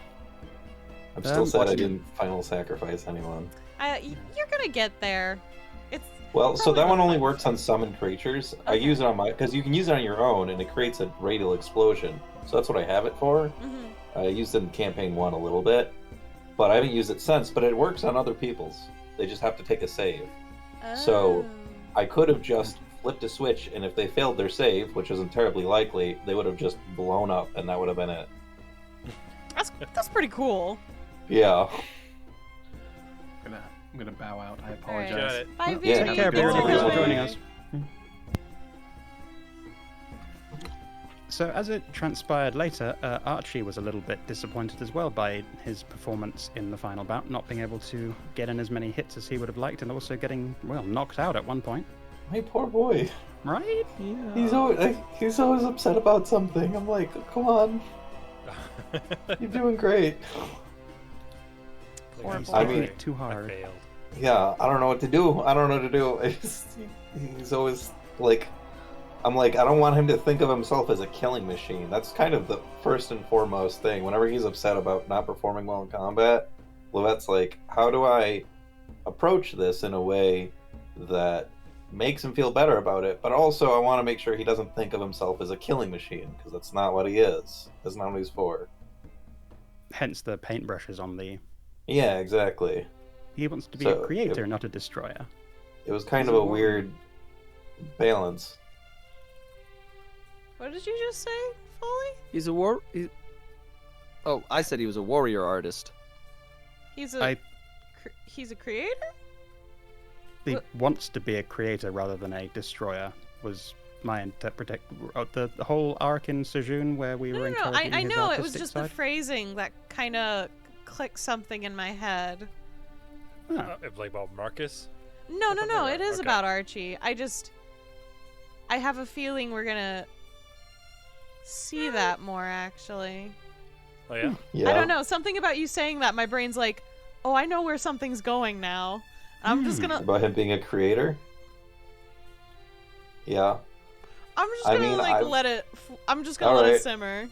I wonder if Sit you're with it thinking for what a I'm thinking. Maybe. I've wondered if he's going to want to make something, We'll find out. someone. We will find out. Sorry, it just something about the phrasing kind of clicked my brain. No, awesome. I'm glad. But Here to help. at the end of our fight, however, we were given a boon by the person in the top box. Who do we think Yeah. that was? Oh, I think it's the Emperor. I think it's the Emperor. Probably. I mean, would I make didn't sense. ask if he was Stand to reason. hot, but like if he was, we were told that the Emperor is hot, That would have been the giveaway. right? When did The Yoculus hot get person here? in Proto. No, just Kenny asked if the Emperor was hot. Ah, fair enough. I am a lonely person, and I've been playing Riz. So I don't get to romance everyone. I mean, season 3. How do you cope? Oh God, Louis not gonna romance people. That boy too Ah. damaged. He's gotta get All over our his own characters are- shit. Horribly damaged, isn't that the point? I don't know what you're talking about. Zulin's fine. That was the assignment, wasn't it? Make them all traumatized? No. Why do you think I made Riz? To get over playing Soul, who was incredibly traumatized? They weren't traumatized when they started their party, though. I don't know. Well, I they- mean, they- like, they in a became way it. that, like, when other people would have read something like that, been like, that's the issue? The whole point was that Soul's problem wasn't that big originally. It only You became know- bigger. I know, but like there were a lot of factors that like I feel like the relationship with their dad seems like a totally legitimate reason to leave home. Yeah, but that was it. Yeah. Well, that was all you need. Well, so they didn't start with... I guess it can go either way and be a mix and match, really. They can either start with trauma and work through it, Or you or get get it. more. Like Or they get it. Or Paydor. both. You Or work through some of it Yoculus. and then you get new stuff. It's like Pokemon. Yes. Yeah. Most of the characters in Snake Eyes get their trauma from their adventure more so than starting with it. We're not going to talk Which about is- Pringle, but Mm. but Moo Well, doesn't the- have any trauma. They're just fucking Tra- weird. Trauma mama. Now, That's a before we favorite left event. before we left the Yeah. arena and made a beeline for the archives, and I'm going to make that pun because Beardy's not here to assess pun damage later. There was something Skrewy said before the game started, or either after the game or before the game. He mentioned that the dice have just lined up really well with the needs of the scenes, either positively or negatively, like Cassius not remembering anything until that perfect dice roll at the end of the episode. Come again? Yeah, no. I meant to- Yep. Oh, sorry, I completely thrown that. What's happening? Sorry. Along that line of what Screw said, I was just really kind of amazed and stoked by the nat 20 on the perception, which led to a 40, which Finding enabled Durer me in the stands. to see Durer. That was just a nice Okay. moment, and it was like, hey, the magic of what this game is, when the dice giveth rather than taketh away. When does that happen? When do I start being given I'm things? sorry, Xeno. When do I stop rolling threes? They giveth you all kinds of suffering and misery. Yeah. It just keep on giveth. I rolled Look- 3 threes, I think, in that match. Neat. Yeah, that sounds about Yeah, right. that's rough. Well- I mean, I don't think I actually rolled very high either. My boy hits hard enough that I don't need to anymore. Just gotta stack those numbers. It's a numbers game now, baby. Gotta pump up those numbers. Pump up the jam, pump it up. Those are rookie numbers. But so after that, we went to The archives, right? Like right away, Yes. because we were finally given access to the thing we finally came here for. Yeah. who did we meet right away? Oh, the worst person The ever. best character in the entire Best character. franchise. Fucking hate Best that love. NPC in this entire game. Make sure to pick up the Bro? the Alex? DLC for Detlov. Siva? What else? We got to see. No, see, Sorry? that's Detlef. gonna be the thing. When we make our action figures, each action figure's gonna have a piece of dead left. No, it's It's Archie. It's Archie. Archie. Oh, that's right, We've already Archie. That's talked right, about Archie. this. What the fuck? We already talked about this, Dude. Archie. Yeah. I That's can't believe you would twisted, too. replace I my mean, boy with that thing. The a piece creative of Archie is director one thing, but a dislikes piece this. of Detlef is weird. Does that insinuate that we murdered him and cut up his body then? Okay, it can have both, and when you finally put Detlef together, it has a little button on the back that goes, You "Well, put hi them together, guys." You realize they don't match because they're all from different Detlefs. Yes. Mhm. Buddy Cop spin-off in which it's Archie and Detlef just going What around is Buddy doing Cop? stuff. Two need that. like mismatched cops, like the stickler by the rules type and Oh, like the I thought you lone were saying it was maverick one. a movie. Sorry. No, No, Buddy a Cop it's a is genre. the genre. Gotcha. However, Axe Cop. Very Anyway. different. It's Oh. pretty different. So we make it to the archives and we can't really ask Beardy what he had in mind for the book scene, but we can talk about the book scene since Mhm. So fucking cool. I was so That was pretty excited cool. that That we was were cool. getting sucked into a book. That's one of my favorite tropes in like just fantasy things is like getting sucked into a fucking book and like seeing through someone else's eyes. That's so fucking rad. I was so excited. I don't know. This book kind of sucked. I I love wouldn't this give it a book. good review. I'm so Not excited. gonna lie. I we love got it. shitloads of Would not lore and recommend. backstory. Yeah. But it was a cool moment. It was that I was definitely imagining. That was a heavy theater of the mind moment. Can't believe we gave him the goods so easily. Well, the thing is, I know Levette had said to Riz, like, why would you gamble on something like that? The thing was, it wasn't money. So they didn't give a shit, That's wild. right? That's They're fucked up, dude. If Levette hears that in character, it's gonna break her. Well, it wasn't She's money. gonna Why would be they like, care about fucking it? don't care about money. Just be like, here, take all my fucking money. I don't care if that's what it takes. I mean, this will helping you so much easier. Oh man, what a good day. I'm sorry. No, I will say, like, obviously, I think Vera was the first one who's like, yeah, Fuck it. I'll get that. Yeah, I Don't give a think shit. Vera know. said it first, and then I got blamed for it. Oh well. Well, I mean, I didn't hear Vera say it first actually, and I guess I like Riz really doubled down very vocally and just kept saying, "Okay, yeah, sure," and I was like, "We can back? No, we can't back out. No, you said it like 3 times." Nah, it's a book. What Yeah, could what it could do? possibly go wrong Exactly. by What giving could a book do? by reuniting the Stupid book with book. its master? There's nothing could possibly bad could come of I'm that. so But we should fucking talk about who the excited. book's master is. Marcus the Betrayer. I was the very Betrayer. wrong. Who did you think it was? I didn't actually think Marcus the Betrayer was a bad guy. I thought he was just a No. scapegoat. Oh yeah. Yep, I Nah, thought there man, was gonna nah, be fam. something else. Nah, I fam, he figured those. bad. You Well, just apparently. learned about this last night. Don't act Yeah. like you. No, you knew no, this I'm just, I'm before not, me. no, I'm not saying like that. I'm saying like, no, he bad apparently.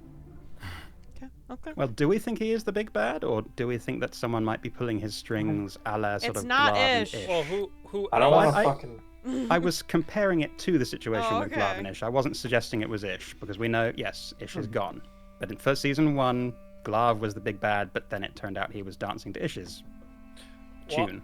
Well, obviously, it seems that the book knows that this guy's shitty. I think Shitty that book if- for shitty guy. So Yeah. For I guess dummies. if Marcus the Betrayer is not the big bad, the only guess I have now is the book being it. I The hope book was they- manipulating Marcus the whole time. Yeah, be. or maybe not the whole time, but now that he's dead, I wonder if there's gonna be a whole thing where I can speculate freely without Beardy here, but to react to my speculations, make me self-conscious about them. I feel like there's a chance that it's gonna bring him back to life, and he's gonna do all this evil stuff, and it's gonna turn out that like he never was really brought back to life, that it just animated his body, and he's not an intelligent undead. So it's been the Um, book the entire time. It But might also be. Beardy likes his trope, so it might just be a lich. We might just be fighting a lich. I was going to say, are we worried that we've made things even worse now? Oh, by absolutely. Reuniting the book. I mean, Oh, it's yes, pretty clear no. that we We have- did make things We worse. did. I don't know how we would have done this otherwise, though. Right. To get the No, information, it's- I don't think we were going to get the information otherwise. So. But the I thing mean- is, we were supposed to make it worse. From a meta standpoint, yeah, you're right. Like, Yeah. I don't think Beardy would have, but like, This we is had just the other escalation. options in universe that we didn't try. Like, legit, I was like, why didn't we ask Book? Like, this doesn't seem that secretive knowledge. He probably knows. How would Like, we it's have got... secretive, but it happened. It's real. It's not like it was in a still lab. has the fork. Levette still has a fork to call Calcutech. Could have gone No, at any wait. time. Oh, We can okay. go at any time anyway. I can just teleport. That's I have true. to wash it first. I keep on using it to eat my curry. What? And then I accidentally hit the table, and then, oh shit, airship. That's disgusting, Kyle. We don't use forks for curry. Do we So not? Well, do it's we- also Would you- it's Yeah, a tuning exactly. fork, so it's only 2 tines, so it'd be. Anyway, This is really That was strong. part- Use as chopsticks. Oh my So, God, that's Do not- we think that Marcus is responsible for the nightmares that have happened? Some of them, Yes. all of them, none of them? I think the book is responsible. Well, mhm. Okay, so you're team Book and not team Marcus. Well, even if Marcus is the big bad, I think the book is what gave us the nightmares. yeah. Well, I don't know, because when we were getting most of our nightmares, we were in Ville, which was closest to the Deadlands.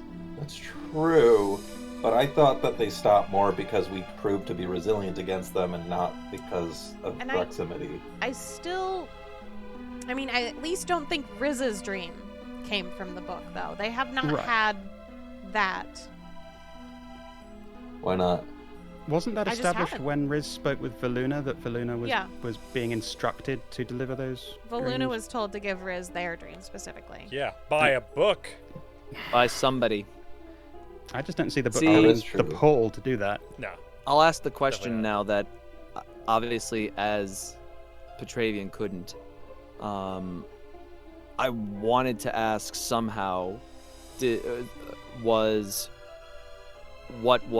of the book, would the book have known what Marcus's, my Marcus, Oh, what so I forgot. was his mission? I mean, Yeah. it sounds like it was just what everyone else's was, which was to bring those souls back to Marcus the Destroyer. I'm pretty sure. To get the Marcus, magical stuff from the Vera. Pretty sure Marcus the not halfling's mission was to get Vera, or Yeah. to get her to collect all the things and then go bring her back. Interesting.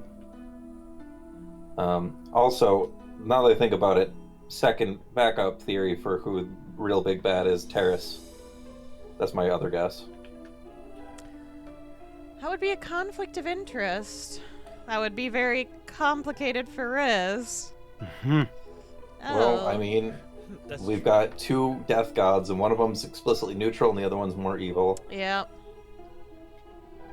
because I guess was it Marcus was just appeared basically at the Dead Man's Rest, right? That's correct. Like right out, he was Right when Vera appeared. appears there. That makes sense. I hadn't even thought of that, but that makes a hell Yeah. of a lot of sense. And Yep. she just happened to be there, and she does have divine magic in her from the honey. Yeah, I think he legit was there to get you, or at least whatever Playing you the- were gonna Yeah. find. Playing Well, the yeah, long or- game there. Damn. That Vera would he was waiting for Vera to power up and then just eat her soul because that had probably been a reservoir of divine energy just as it is. Right? Juicy. Theories. I like it. Do we have any? Oh, sorry, go ahead. No, that was the end statement. Yes. Oh no, Continue. I thought Xeno was about to say No, something. I But said do we? I ended. My apologies. I had to because I was. No, sorry. you're fine. It's great. Anyways, no, Xeno was just making a cute little gesture. Okie dokie. Please continue. Do we have any new theories about Detlev, given that Detlev didn't seem to be physically present after all? So Book called them things. First of Yes. all, they were not they're- Corporeal. Yeah, exactly. So I think if I read it correct, I think Palm was theory crafting in the chat. Oh, I can look back. I And I think what Palm said was that They think it was creations from a dragon who hoards knowledge. I think. I like that Projections, theory. maybe. Yeah. I think projection might be the best theory I have right now, but I don't have enough information to really say a definitive, this is what I think he is, yet. Mm-hmm. But definitely opened up a bit more of the beans. Stuff that Beardy has alluded to on this program before about how there is an absence of knowledge in certain libraries and that's unusual and weird. So I guess we're kind of lightly touching on that it might not be something we get to the bottom of. Has no one else in the world gone to 2 different libraries? I guess not. What if they have different librarians for everyone else? Oh shit. Ooh, I like that. Oh, what a nightmare. I'm just worried he's going to be pissed at us, because, I mean, he went away in a hurry. I don't think he's going to be pissed at us. Oh, no, if only because, even if he's pissed at us, if what we did was bad, I think our goals are going to align, so even if they're pissed, they're going to, let us complete our mission and not cause us any harm. I Because think we would rather that happens. interacting with Detlef is the most non-consequential thing ever. Yeah. It's just a I thing treat that it that way. happens. If it is consequential, I refute it. Yeah, right. My disdain for Detlef comes from the fact that I know he wasn't this important before because he didn't exist until he came up on the spot. Yeah. So the fact that there's all this weird backstory for him, it's like, yeah, but I know that wasn't part of the world until the librarian's name was asked, at the very least. Beardy is very good at tying everything together, though. Oh my making god. it look like it was preordained. You saw that too, right? Yeah. Okay. Terrifying. Okay. Skrewy became an SCP, I know. Oh my Jesus god. Christ. Okay. But Well- no, if anything, the issue is going to come from our Keni, not Detlef. But we're out of there, so Yeah. it doesn't matter. Well, we're not. We're still in Proto. Yeah, but They might come follow us. yeah, but would they really want to go into the blight? Right. Well, that's the thing. They might, but if we get there and they're mad at us, and we're like, we're on our way to destroy Marcus the Betrayer's body, they'll either be like, oh, that's actually what we want, or they might be like, I mean, okay, I guess they could just say, shut up, we'll arrest you. But I feel like they might, if they come follow us, then we can't just destroy his body for some reason. They'll know and they'll let us know. Yeah. So, Oh, well. we can make it work. So Silver are we, linings. No, we can get arrested again. are we disappointed at all that we're probably not going to make it to Kintao? It doesn't No, sound we're like- probably making it to Kintao. I think we are. You think? Oh yeah. Yeah, Okay. No, why would we not? Yeah. No, I just thought because everything's on this side of the world. I agree. There's not that much campaign left, apparently. Getting ahead of with what Beardy was saying at the end of the session, and we are right at the guy who seems to be the big bad's fucking resting place. Too easy. So yeah, I agree. It is too easy. fair There wouldn't be 5 more steps if we just win here. And even then, that doesn't mean that the Deadlands is solved. That's right. That's true. Our goal is to stop that.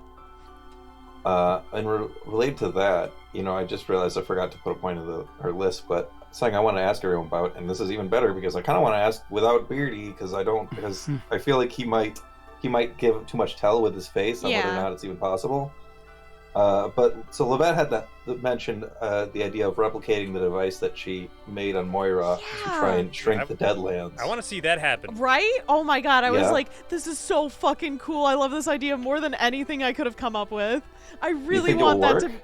I don't care. think I it want it to should. happen. Okay. I mean, I'm going to try it. I It think should. the fact that he could read our minds might have denied the chance to work. Ah, But I fuck it. also I was hope he like, got a what is he curse gonna from me. Yeah, and I mean, if he can read our minds and he knows that, I was like, I don't really know if that will help him. The worst that would do is that he'd get back to Marcus and be like, shit, dude, we gotta go fast. They got a thing. They got plans, man. Time to start floating, bitch. Like, it's not made yet, but it's in planning phase. Yeah, it doesn't sound like it's gonna work, but if it works, we're fucked, dude. Good fuck. I love it. I love it. I love it. I love it. Well, Skrewy had to step away for a little bit, but we know that Petravian researched some stuff to do with his father, Do we want to talk a little bit about the other stuff that Riz and Levette were researching? Sure, I thought that Yeah. was another good moment. Like, Yeah, I think it was really ironic that they had this crossover. Yeah, it was just like, hey, I'm researching curses. You researching curses, my dude? What up? And Riz extended a bit of the same kindness that they've offered Kurla, as well as like, hey, I think I can eventually become powerful enough to fix some things. Do you want me to try? Yeah, which is exciting. Those are the few moments of Riz being a good person shining through. Not What's the thinking of important thing, themselves. right? Good people to your friends. Yeah, exactly. I think Riz has had a lot of those moments. Mhm. Yeah. It's Yeah. just you can't let them know. I just Because fucking they'll, like- hope Wish works. I'm scared. It's a lot of money down the drain otherwise. Oh no. That too. And I mean, Remove Curse turned out real bad when it didn't work, so I don't want something more powerful to not work. I mean, it only didn't work because of Soul, though, right? It's true. Yeah. I What was do you sold. mean? I thought we went over this. Yeah, I'm pretty sure we went over I this. just don't remember. Oh. So when you guys were trying to use the scroll of Remove Yeah. Curse, Soul used their god powers to make it not work. Oh, right. Just to make it Does Levette permanent, know that? Whatever. No one knows that. Oh my. I wonder if it'll ever come out. The secret No, come I'm out. Sure, it won't. I can't imagine any way that it would, so... No, Interesting. I can't either. You open up a book on like divine curses, and it's like Soul did this. It's like what? Just blow Soul out the was here, microphone. lol. Uh, Well, anything yeah. anyone else wants to say about the archives, please? Let's see. Petra was looking at the family stuff. yeah, your Yep, daddy got a yep. lot of ink blots. Oh, screw you back. Yeah. I'm concerned. Let's see. I messaged Keni at the beginning of the episode, and I said, "I bet that Petra won't ask about Vera's backstory." Why would Vera's backstory be in the archives? Stuff about Pentris. Stuff about like a city. That's on the other- another city. I was actually going to ask about Paleana because my feeling was that they would have intelligence reports from far afield. So I think they might have had stuff on Vera as well. That I think it would have been worth the ask. It was on the other continent, and it didn't. You know their business So was was in Kinhao. the other You brought that continent. one Yeah, I understand, but I figured they would know their enemy, and it didn't occur to me. Oh, we are aware it didn't occur to you. That's why I made the bet. I didn't bet against it. I just agreed with it. Oh God. Petra's going to get it, I think, at some point. He's going to get the Or backstory. the rest of us are gonna work our way into finding out the information so we can do something about it, Right? I've already got stuff planned out. right? Like I'm literally making stuff that is. I do know at least that fact, so I'm like, yep, time to put Riz into motion. Ooh, chugga, chugga, chugga. Yeah. So. Yeah. Got- That's plan two. I have too many conversations where I want to pull other players aside while we're traveling. That it's like, at some point, don't need a session that's just Levette talks to everybody for 2 hours. That's true. Yeah, I don't It's know. hard. chats. I don't know where else Petra's going to get information though about his father. Yeah. Though. Yeah. I may have done something. Okay. I Interesting. may have done something. I mean, So and I here's hope it comes to fruition. here's what I wonder, or like, here's my thought. I wonder your thoughts on the Skrewy. Do you think that it is all blotted out because of stuff he did, or because of what you did? It's probably brought up because Well, this of was whatever. his military record. This was Yeah. specifically his military record. Hmm. And in his military record ended when I was adopted. Yeah, but do you think that they went back and struck everything that looked good because they're spiteful like that and they care about pride. My thought is that they got rid of stuff because of something that the Arcanii did themselves. Yeah, the like I think he Arcanii was that working do it. for the Arcanii. Okay, my guess is not going to be something that's actually a thing. It's just an idea that I like, is that Petra's adoptive father was working with the Arcanii until he betrayed them, but he had all this like information and stuff that he was doing bad stuff with them, and they're just like, yeah, that didn't happen. That also seems. I possibility. threw my theory out there for the curiosity of it. I don't think that I'm right. I think that if the stuff's blot out, it's probably something like what you said, just because that seems like a kind of just for meta reasons, right? It seems like not in character for Beardy to throw a red herring like that. Yeah. But I just don't think they'd do that, but I think it would be a much more interesting thing if Petra's father wasn't as good as he thought he was. But that's me. No, see that, and no, that tracks for me as a player. That just yeah, he's probably a very awful person, and he did some really awful things that may have stabilized the nation. But I mean, that cursed town, or for example, burned towns or something. For the good of the empire, to keep it stable or something, and they blot that out I was hoping because they don't want a military, somebody who has who is held up as a military general, and they don't want them to come across as a warmonger or. oh no, they would hate that. No, hold on, no, not warmonger, not the right word. A bloodthirsty just beast, you know. They have a literal arena where where strangers are invited to kill things and die. Okay, so fine. He did. He did some. He was working for the Arcanii that they can't let the normal people, even the restricted section, know. Right. So how fucked up must have it been? Yeah. Right. Well, it's going to be interesting to find out. I tell you what. Actually, I don't need to do that. I don't need to be mean. It sounds like Skrewy, you've already set in motion the potential for Petravian to find out more. Mm-hmm. So, that I did write a letter. Right. Yes, the letter that you sent. Sent off a letter, and I hope that it gets there. Hope they are able to help. Yep, and speaking of which, breaking off a piece of your own body. Disgusting. Give this to my brother. Was it sent to your brother? Tear off your own ear. Right? It's your brother.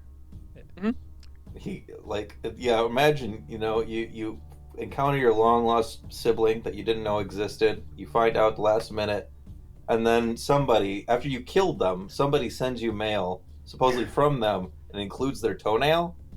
I think if I ever need to write another letter, longhand instead of an email, I'm going to start just including nail clippings. Just to be fair, better than the letter that Marcus sent, which was throwing a bottle off an airship, killing millions of halflings. But it worked, though, didn't it? No. No, it just set into it set in motion the death of the trust of the So none of them halflings in Zell. Well, in fairness, in Snake Eyes, the tower is destroyed and Zell's nowhere around. Yeah, because all their feet were infected because they all kept on stepping on glass. So the halflings still had faith in Zell. I'll tell you that. That's not why he's gone. No. Interesting. It's obviously because of Mark II. Just wait. Definitely. So all the ills in Adrian are a result of one of the two Marcuses, depending on which one, the K or the C, or three Marcuses, I should say. So it's either Mark II, Marcus with a K, or Marcus with a C. So many marks.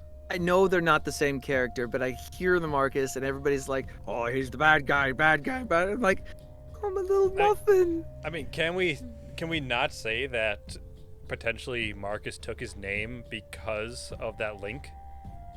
That is possible. Right? That makes sense to me. that's what I was kind of thinking, right? Like, Beardy has been saying repeatedly, they're not related, but I feel like that has been a red herring, and that is not the case, because it really, I feel like Marcus subconsciously adopted that name as part of his creation. Or maybe, well, no, we killed him. I was going to say maybe that was the original Marcus, but I doubt that because we already killed him. Like maybe it's a part of of the original Marcus that. Well, I mean, we kind of saw that with the other ones. The other Lost Souls? Lost Souls. Lost Souls. Thank you. I was gonna just keep calling them Soluses, and I was like, that's not the right one. Nobody. Soli.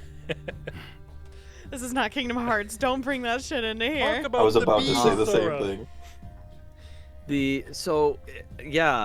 I think that my Marcus was a piece of the Marcus the Betrayer that, I don't know, lost his that wandered too far and created his own mindset, but still had his programming. Yep. And just never got activated. Oh no, his programming believe was activated. It's just the thing to set up for you to take the items hadn't happened yet. Okay. I don't know, but Marcus still had like an intelligence that's beyond a typical lost soul, it seems. True, so. but we might blame that on the people that he had eaten. Mm-hmm. He was a deep cover lost soul. And now he's lost forever. Oh wait, no he's not. Yeah, Eden plucked him from the maelstrom. Isn't that nice? Or created him, lovely. actually, I instead. guess she created him. It's like, you deserve a soul. Here you go. Let's go plant some trees. Plant some trees. Plant some trees and move some bees. So what's next on the list? Oh god. Riz and Kurla had a fight? Question mark? I want to say that, like, from just the performance standpoint, that was fucking amazing. It was really something to watch. I kind of Yeah. blacked out while I was doing it. Oh, So did I, because that's what I do. So, seriously? yeah, you both did wonderful. There was so much real emotion in it. It was painful to watch because there was a lot of tension, but it was all fucking so raw. Oh good. Because Thank it was you. painful to do, but I get really self-conscious and like, is this actually compelling or is this fucking boring for everyone? So, No, it was great. It was great. Yeah. thank you. I mean, in the end, I know Kurla was like, let's not do this right now, but I guess that was enough of the last straw for Riz. Being like, I'm tired of dilly-dallying. I don't like walking on eggshells around people. That's boring and annoying. Well, so it all came out. Well, a Yeah. lot of it came out. Yeah, a lot of it. Not all of it, for sure. Yeah. There's always more to unpack. We are pack mules to the extreme when it comes to our emotions. But it needed to come out, and I felt like it was kind of on more of an even footing than the earlier time when they fell out with each other. Oh, because that wasn't Riz's fault the first time Right, they fell no, out. that was Kurla completely in the wrong. Whereas this was more, I don't want to say legitimate, but it was more of a We're two-sided. more two-sided, just not meshing with each other. Yeah. And Kurla's a fucking mess. Oh.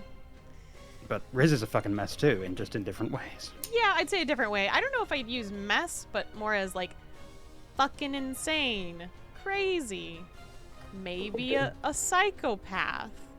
Other words. I don't know if I would consider Riz a psychopath. Mm. It's just, well, I don't know. Like, it's just they just don't empathize with people the same way. I've got all this whole fucking theory on it, but it's all in character thing. I'll save for later. Okay, I'm excited. Yeah, the empathy gap there was, again, what was concerning Kurla the most. But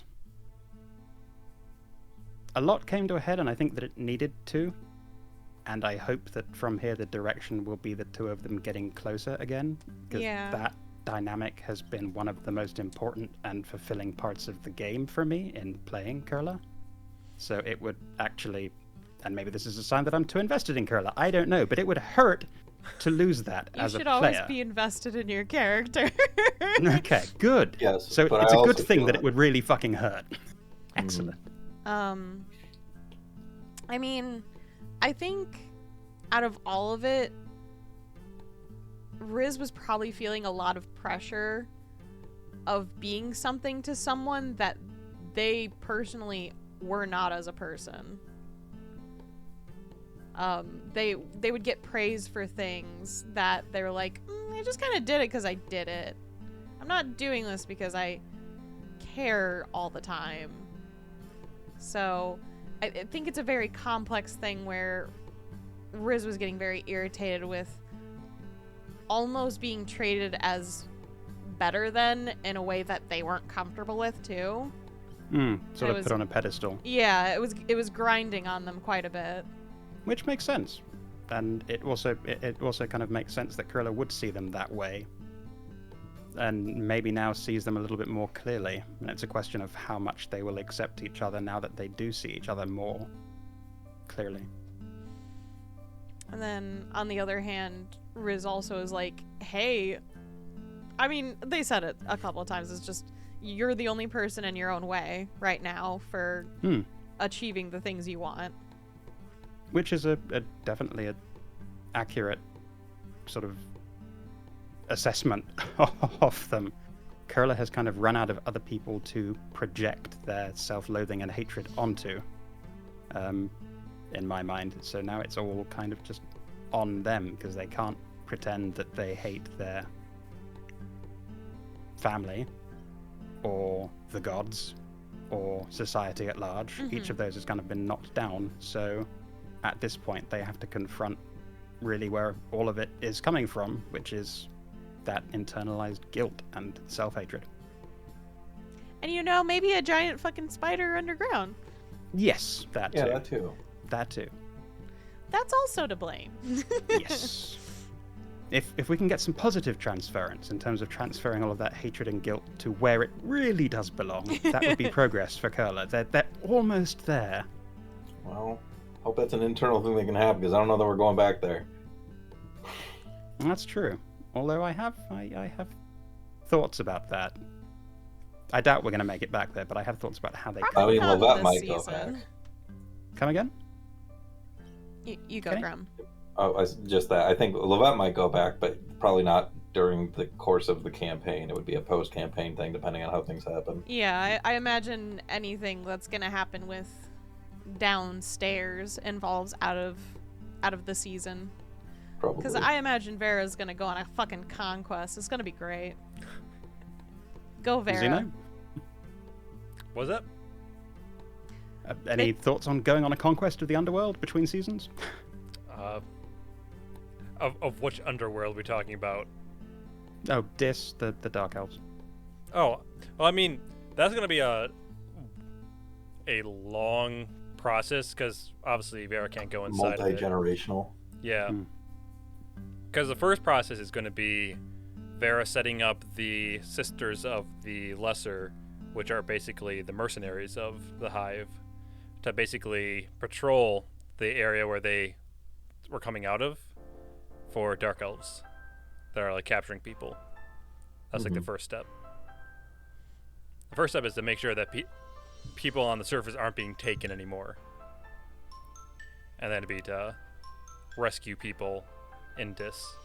It would be interesting to see how that could work into canon when we know that by the Snake Eyes era they are still taking people from the surface. Oh, but it's we so also much know that the smaller. city is so much smaller and has changed. I still wish we could have got that flood. It would have been biblical and set up Me the different too. maps. Alas. But yeah, that the frank exchange of views, the heart to heart, the come to Jesus, the I don't know what to No, call we it, don't but call it it was come to Jesus. it was a strong moment anyway. I've got a question. It seems kind of left field, but Sure. it's a rise to me. So, relation to Kurilla, what do you think it would take, if at all possible, for Kurilla to join the Hive?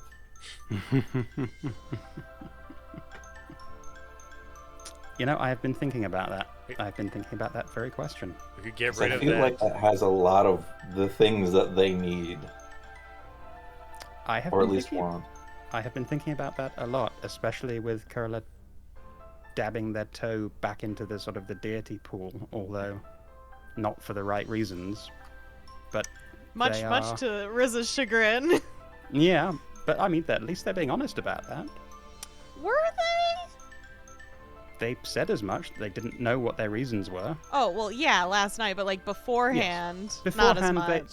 Beforehand, it wasn't that they were being dishonest, I don't think. It's just they didn't know, and, yeah.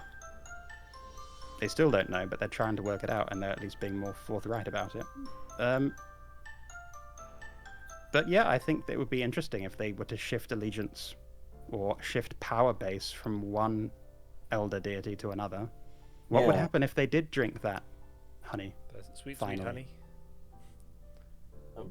So yeah, and it's just interesting to me because I feel like a lot of the things that Kurla is looking for in Riz could actually be found with the hive. I still think I agree that Kurla sees more in Riz than is necessarily there, because they're trying to see the good in them and projecting a certain amount onto them. But at the same time, I do think that there is more to Riz than Riz necessarily is willing to realize or accept. And maybe Perhaps. maybe I'm bullshit. Maybe I'm full of shit there. Maybe I'm wrong there, Kenny. That's entirely on you as the player. I mean, they're pretty blatant with all of their statements.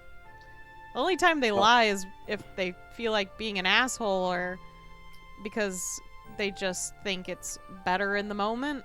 Well, there have just been moments where the depth of Self-preservation. their caring seems to have taken even them by surprise. Yeah, but I would say it's more genuine when they don't actually notice that they care. Shoot.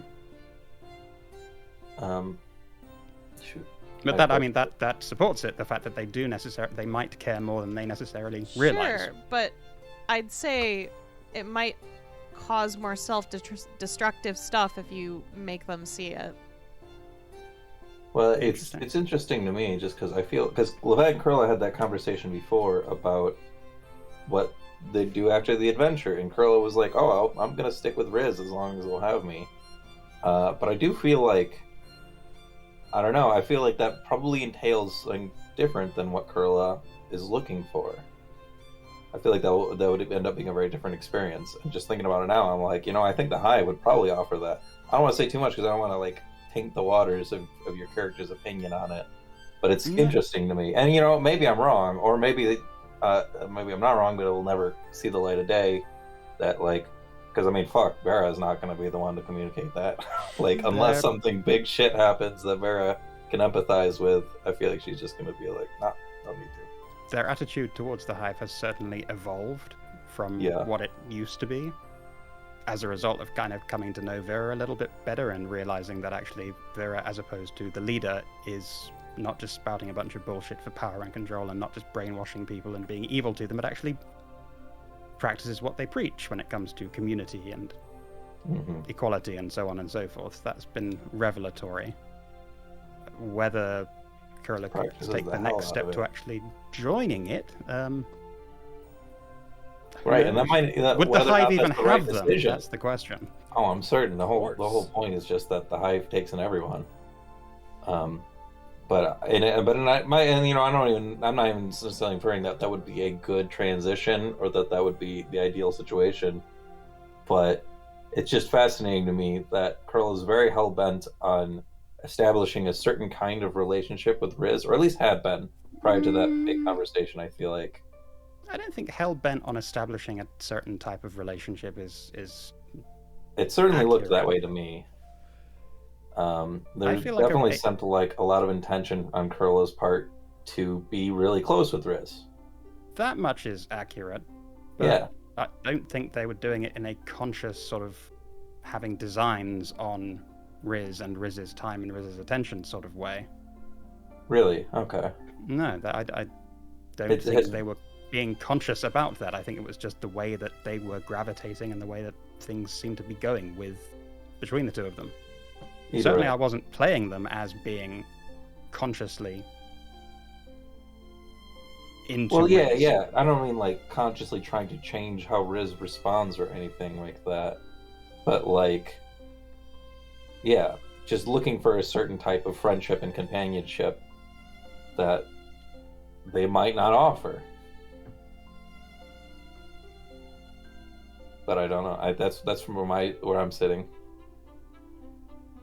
They're not experienced enough in friendships and relationships to. I guess the best way I can put it is that I've gotten the sense that Kurla is looking for a sense of belonging, and I don't know that they may belong with Riz. Like that's not that might still be the case, but I don't see Riz interested in giving anyone else a sense of belonging with them, like deliberately.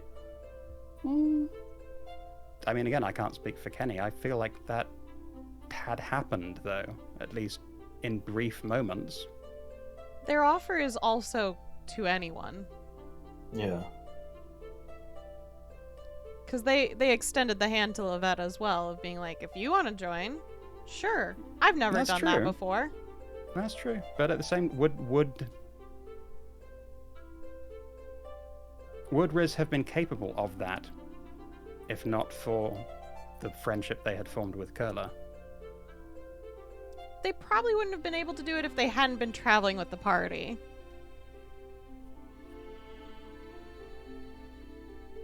And I feel like there have been moments when when Riz has stated that they are. You know, let me phrase it this way, and this is making speculation of both your characters, so obviously correct me if I'm wrong. I get the sense that Kurla is kind of looking for a place to call home, and Riz doesn't have a concept of home. I feel like that's kind of where this is all coming from, is that, like, Kurla is looking for this stable, found family kind of environment, even if home is a traveling thing, just this place where they can, like, rely on others and feel safe. And Riz has never known that, doesn't have a concept of it, They're isn't like- opposed to offering it, but isn't going to consciously want to do so. Keni?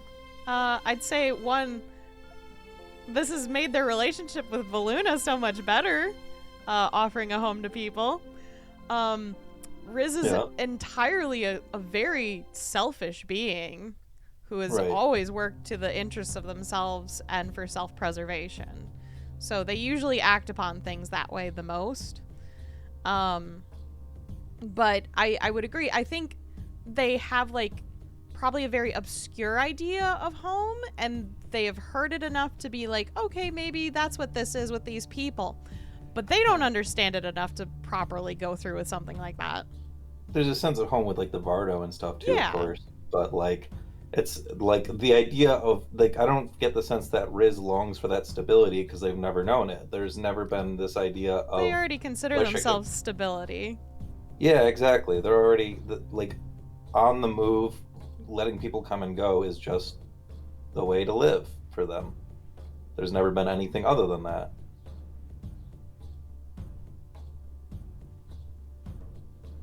I don't know. I don't know how I would sum up the dynamic that has evolved, because it has changed a lot and it's kind of waxed and waned. Mm-hmm.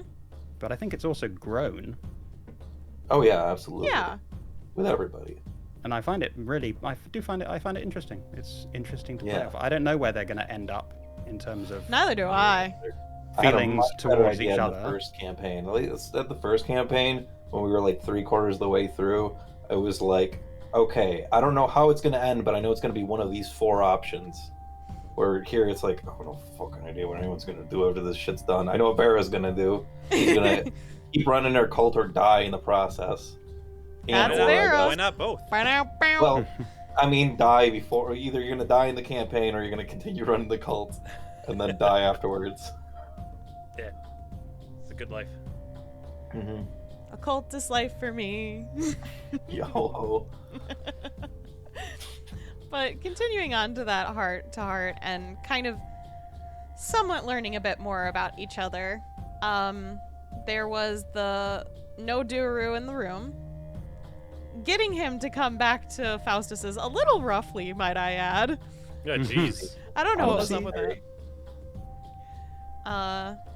And then me trying to figure out if I needed to cast Hold Monster on Kurla depending on their actions. This from the person who had already offered to kill Duru. Yeah. They also have had several days of thinking about this where they're like, you know, this is the information I have to go off of. I was working very much so expressly on emotion, which, I probably shouldn't have done that. Let's think about this logically. He did nothing wrong. Hot take. I was planning to do about the same, just because she was like, "Oh, you don't want to kill your dad, trust me." Yeah. I mean, realistically, that was never going to happen. But Yeah, really though. Kurla was conflicted about it.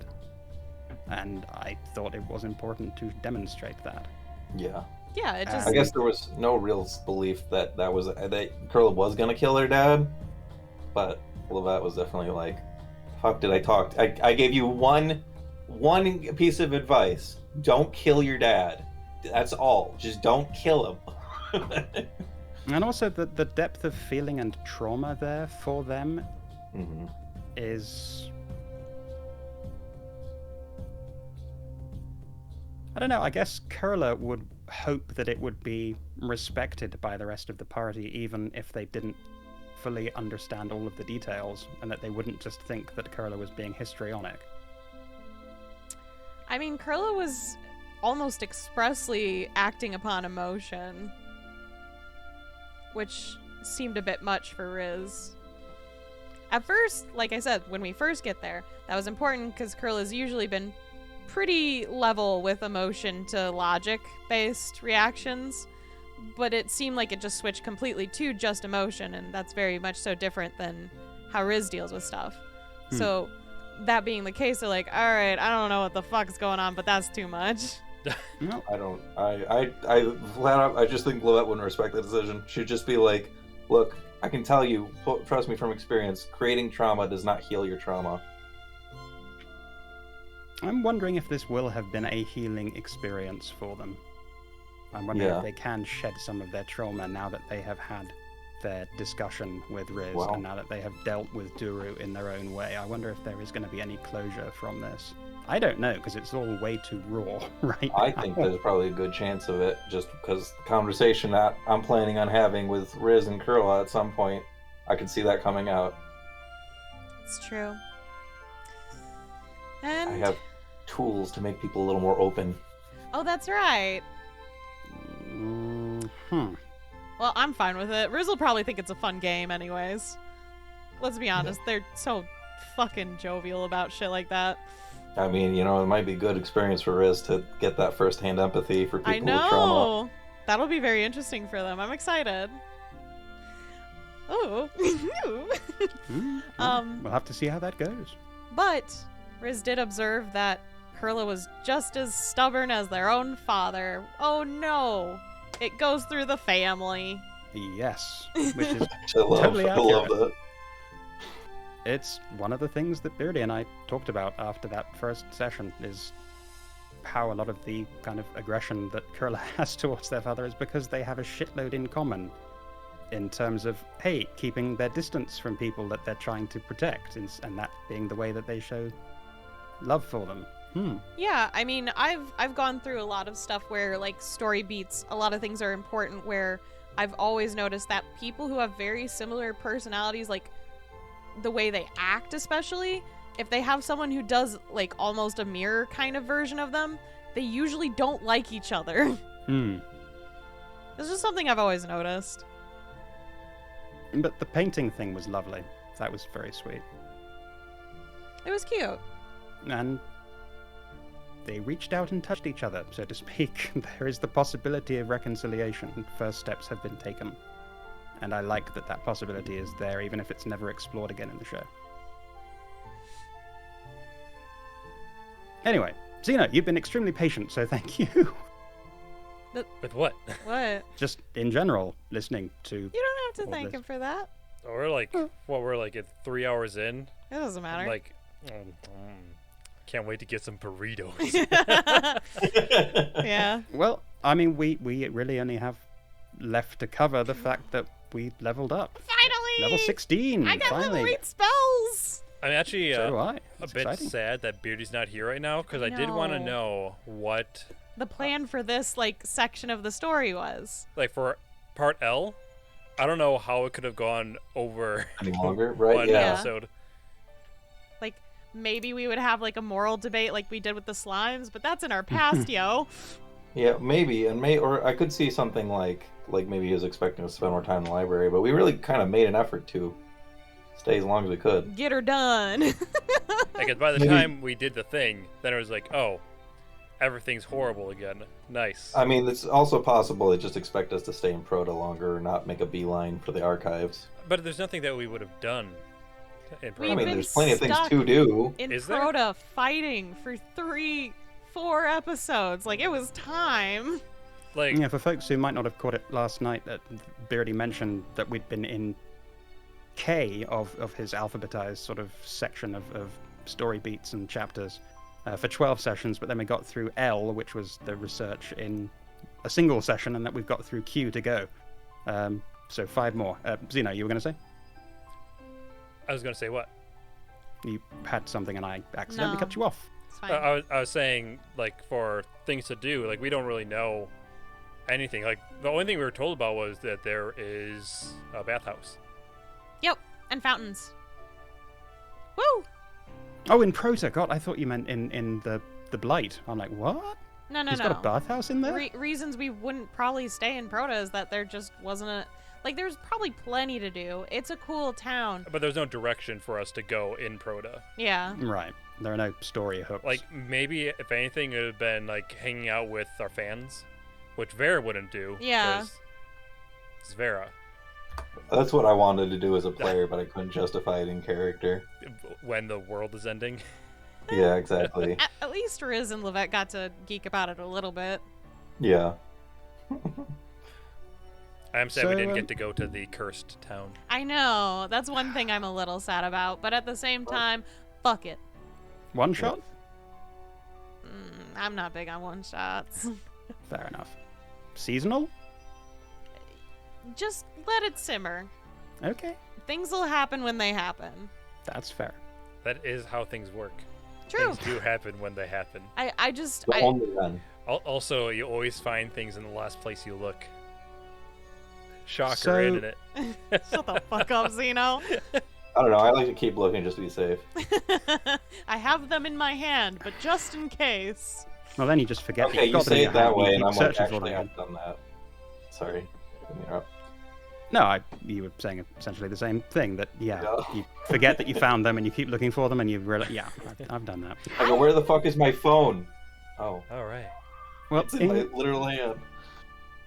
in closing, what do we want to accomplish with our characters, other than, hopefully saving the world in the next 5 sections? Not Like dying. you're saying endgame? Solve Archie's emotional problems. Backstory. Or at least, address them.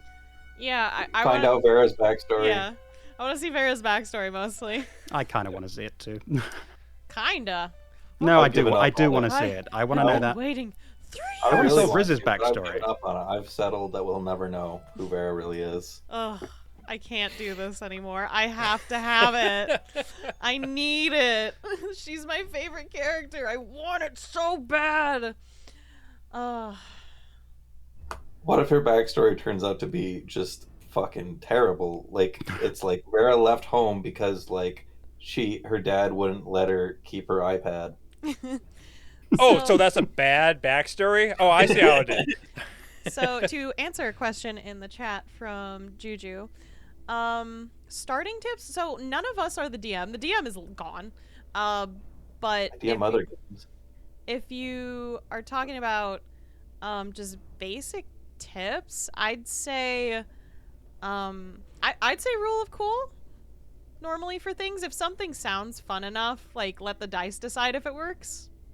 Yeah, definitely. I'd say, like, obviously you need to know the rules just in general, but be lenient with it. Just It does Have- not need to be concrete. have the cool stuff show through. If it's like, oh, I don't know how that's going to work, just roll something. See, like, yeah, okay, dexterity. Why Fuck not? it. Just roll it. Yeah. Let it happen. I Yes, feel like this and- is kind of a non-answer, but, like, but we're running whatever kind of. Don't worry about what other people think about your campaign. Run the game you want to run, and like if it's something that you enjoy doing, then people will enjoy it, or they probably won't be the right people to play with. Yeah. If they're not the right people, fuck them. The improv Until they rule are. that- Wait. The improv rule that Kenny told to me when I first joined relatively recently still was just the yes and. Try and say yes to things That and too, build on yeah. it instead of sort of fighting back against ideas. Roll with them and add to them.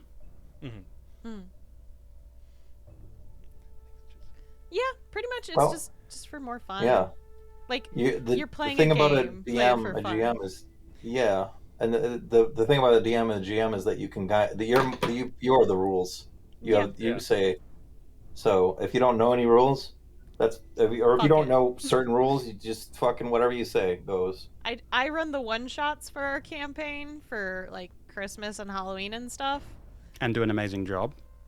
Yeah, but most of me doing the rules, like when people are getting damaged and stuff in like fights, I'm just like, yeah, I don't know math that well, but that looks like That they're looks about dying. right. And it works. It's just I have a very different DM style compared to Beardy, but everyone's going to, and it's just you finding your way. If it feels wrong in your gut, then it's probably not good. If you don't like it, that's probably it. Well, but here's also the thing: is that especially if you're like DMing, you have that barrier between what the players see. So if something's OP, in the background you can just be like, okay, I'll tweak this so that it's like an attack like does too much damage. Like, Oh, they Oh, suddenly that got does a lot, 100 more yeah. HP. Shocker, huh? Strange. The god And no one will smiled. know. A beam of sunlight shines down upon thee and bestows upon thee a But- boon for no apparent reason. but then Oh, yeah. again, that being said, there is the cases where a character is too OP, where sometimes I know Beardy's had to be like, hey, like we need to not go too much in on certain aspects. Like I know Archie is super strong. That's true. Uh, Always riding that line, Grem. Like my bee swarm is super OP because it breaks the rules. Because typically a swarm does not comprise of tiny diminutive creatures, which stops it from being attacked by weapons. I have magical abilities that allow me to just say, "Yup, that hits." So, we have a lot of stuff that's pretty OP. We are also very, very high level. But it's just a matter of the DM deciding it all. But you can usually figure out if something's OP. Like if you keep with the typical like items and regulations for at least the feats, then it should equal out. If you're using homebrew stuff, then you have to do research to be like, hey, is this gonna work? Is this actually balanced or not? Also, for what it's worth, and I don't know how the two compare in terms of game systems or mechanics, but it's worth remembering that we play Pathfinder even though we call it D&D. It's just So the- shorthand. Yeah, It is just shorthand, but there are, I mean, Grem, you can presumably speak to this, I just don't Yes. know what the differences are, but there are differences in philosophy and mechanics between the two Yeah, systems. I mean, compared to like the difference between other systems, we're very similar, but the devil's in the details. Yeah. Pathfinder's a lot more complex and a lot more mathematical. So which is more, Pathfinder- D&D then is more open to newcomers, especially if they're GMing? I personally would say Yeah. so. I would say 5e is the better way to go. There are other games I might suggest, but they're so niche that I'd probably just confuse newcomers more than that. And also keep in mind that Pathfinder is just D&D 3.5. This is Like, true. it's really like a conversion over because they changed the rule set. And 4. Nobody didn't know liked that. 4. Yeah, Yeah, that's fi- why it's so similar. Yeah, 5e. I mean, I can tell you the whole story after we're done with Yeah, the stream. 5e is the most user and newcomer friendly like D&D in my opinion. It's really good. Yeah. I do miss some things when I go to 5e because it's like, oh, I like having all these different stats and stuff, but it's really good, especially if you're really into like just the role play aspect. Yeah. It's a lot easier in that regard. And there's just fewer things to keep track of. But other than that, I'd say tell the story that your heart wants to tell. Mhm.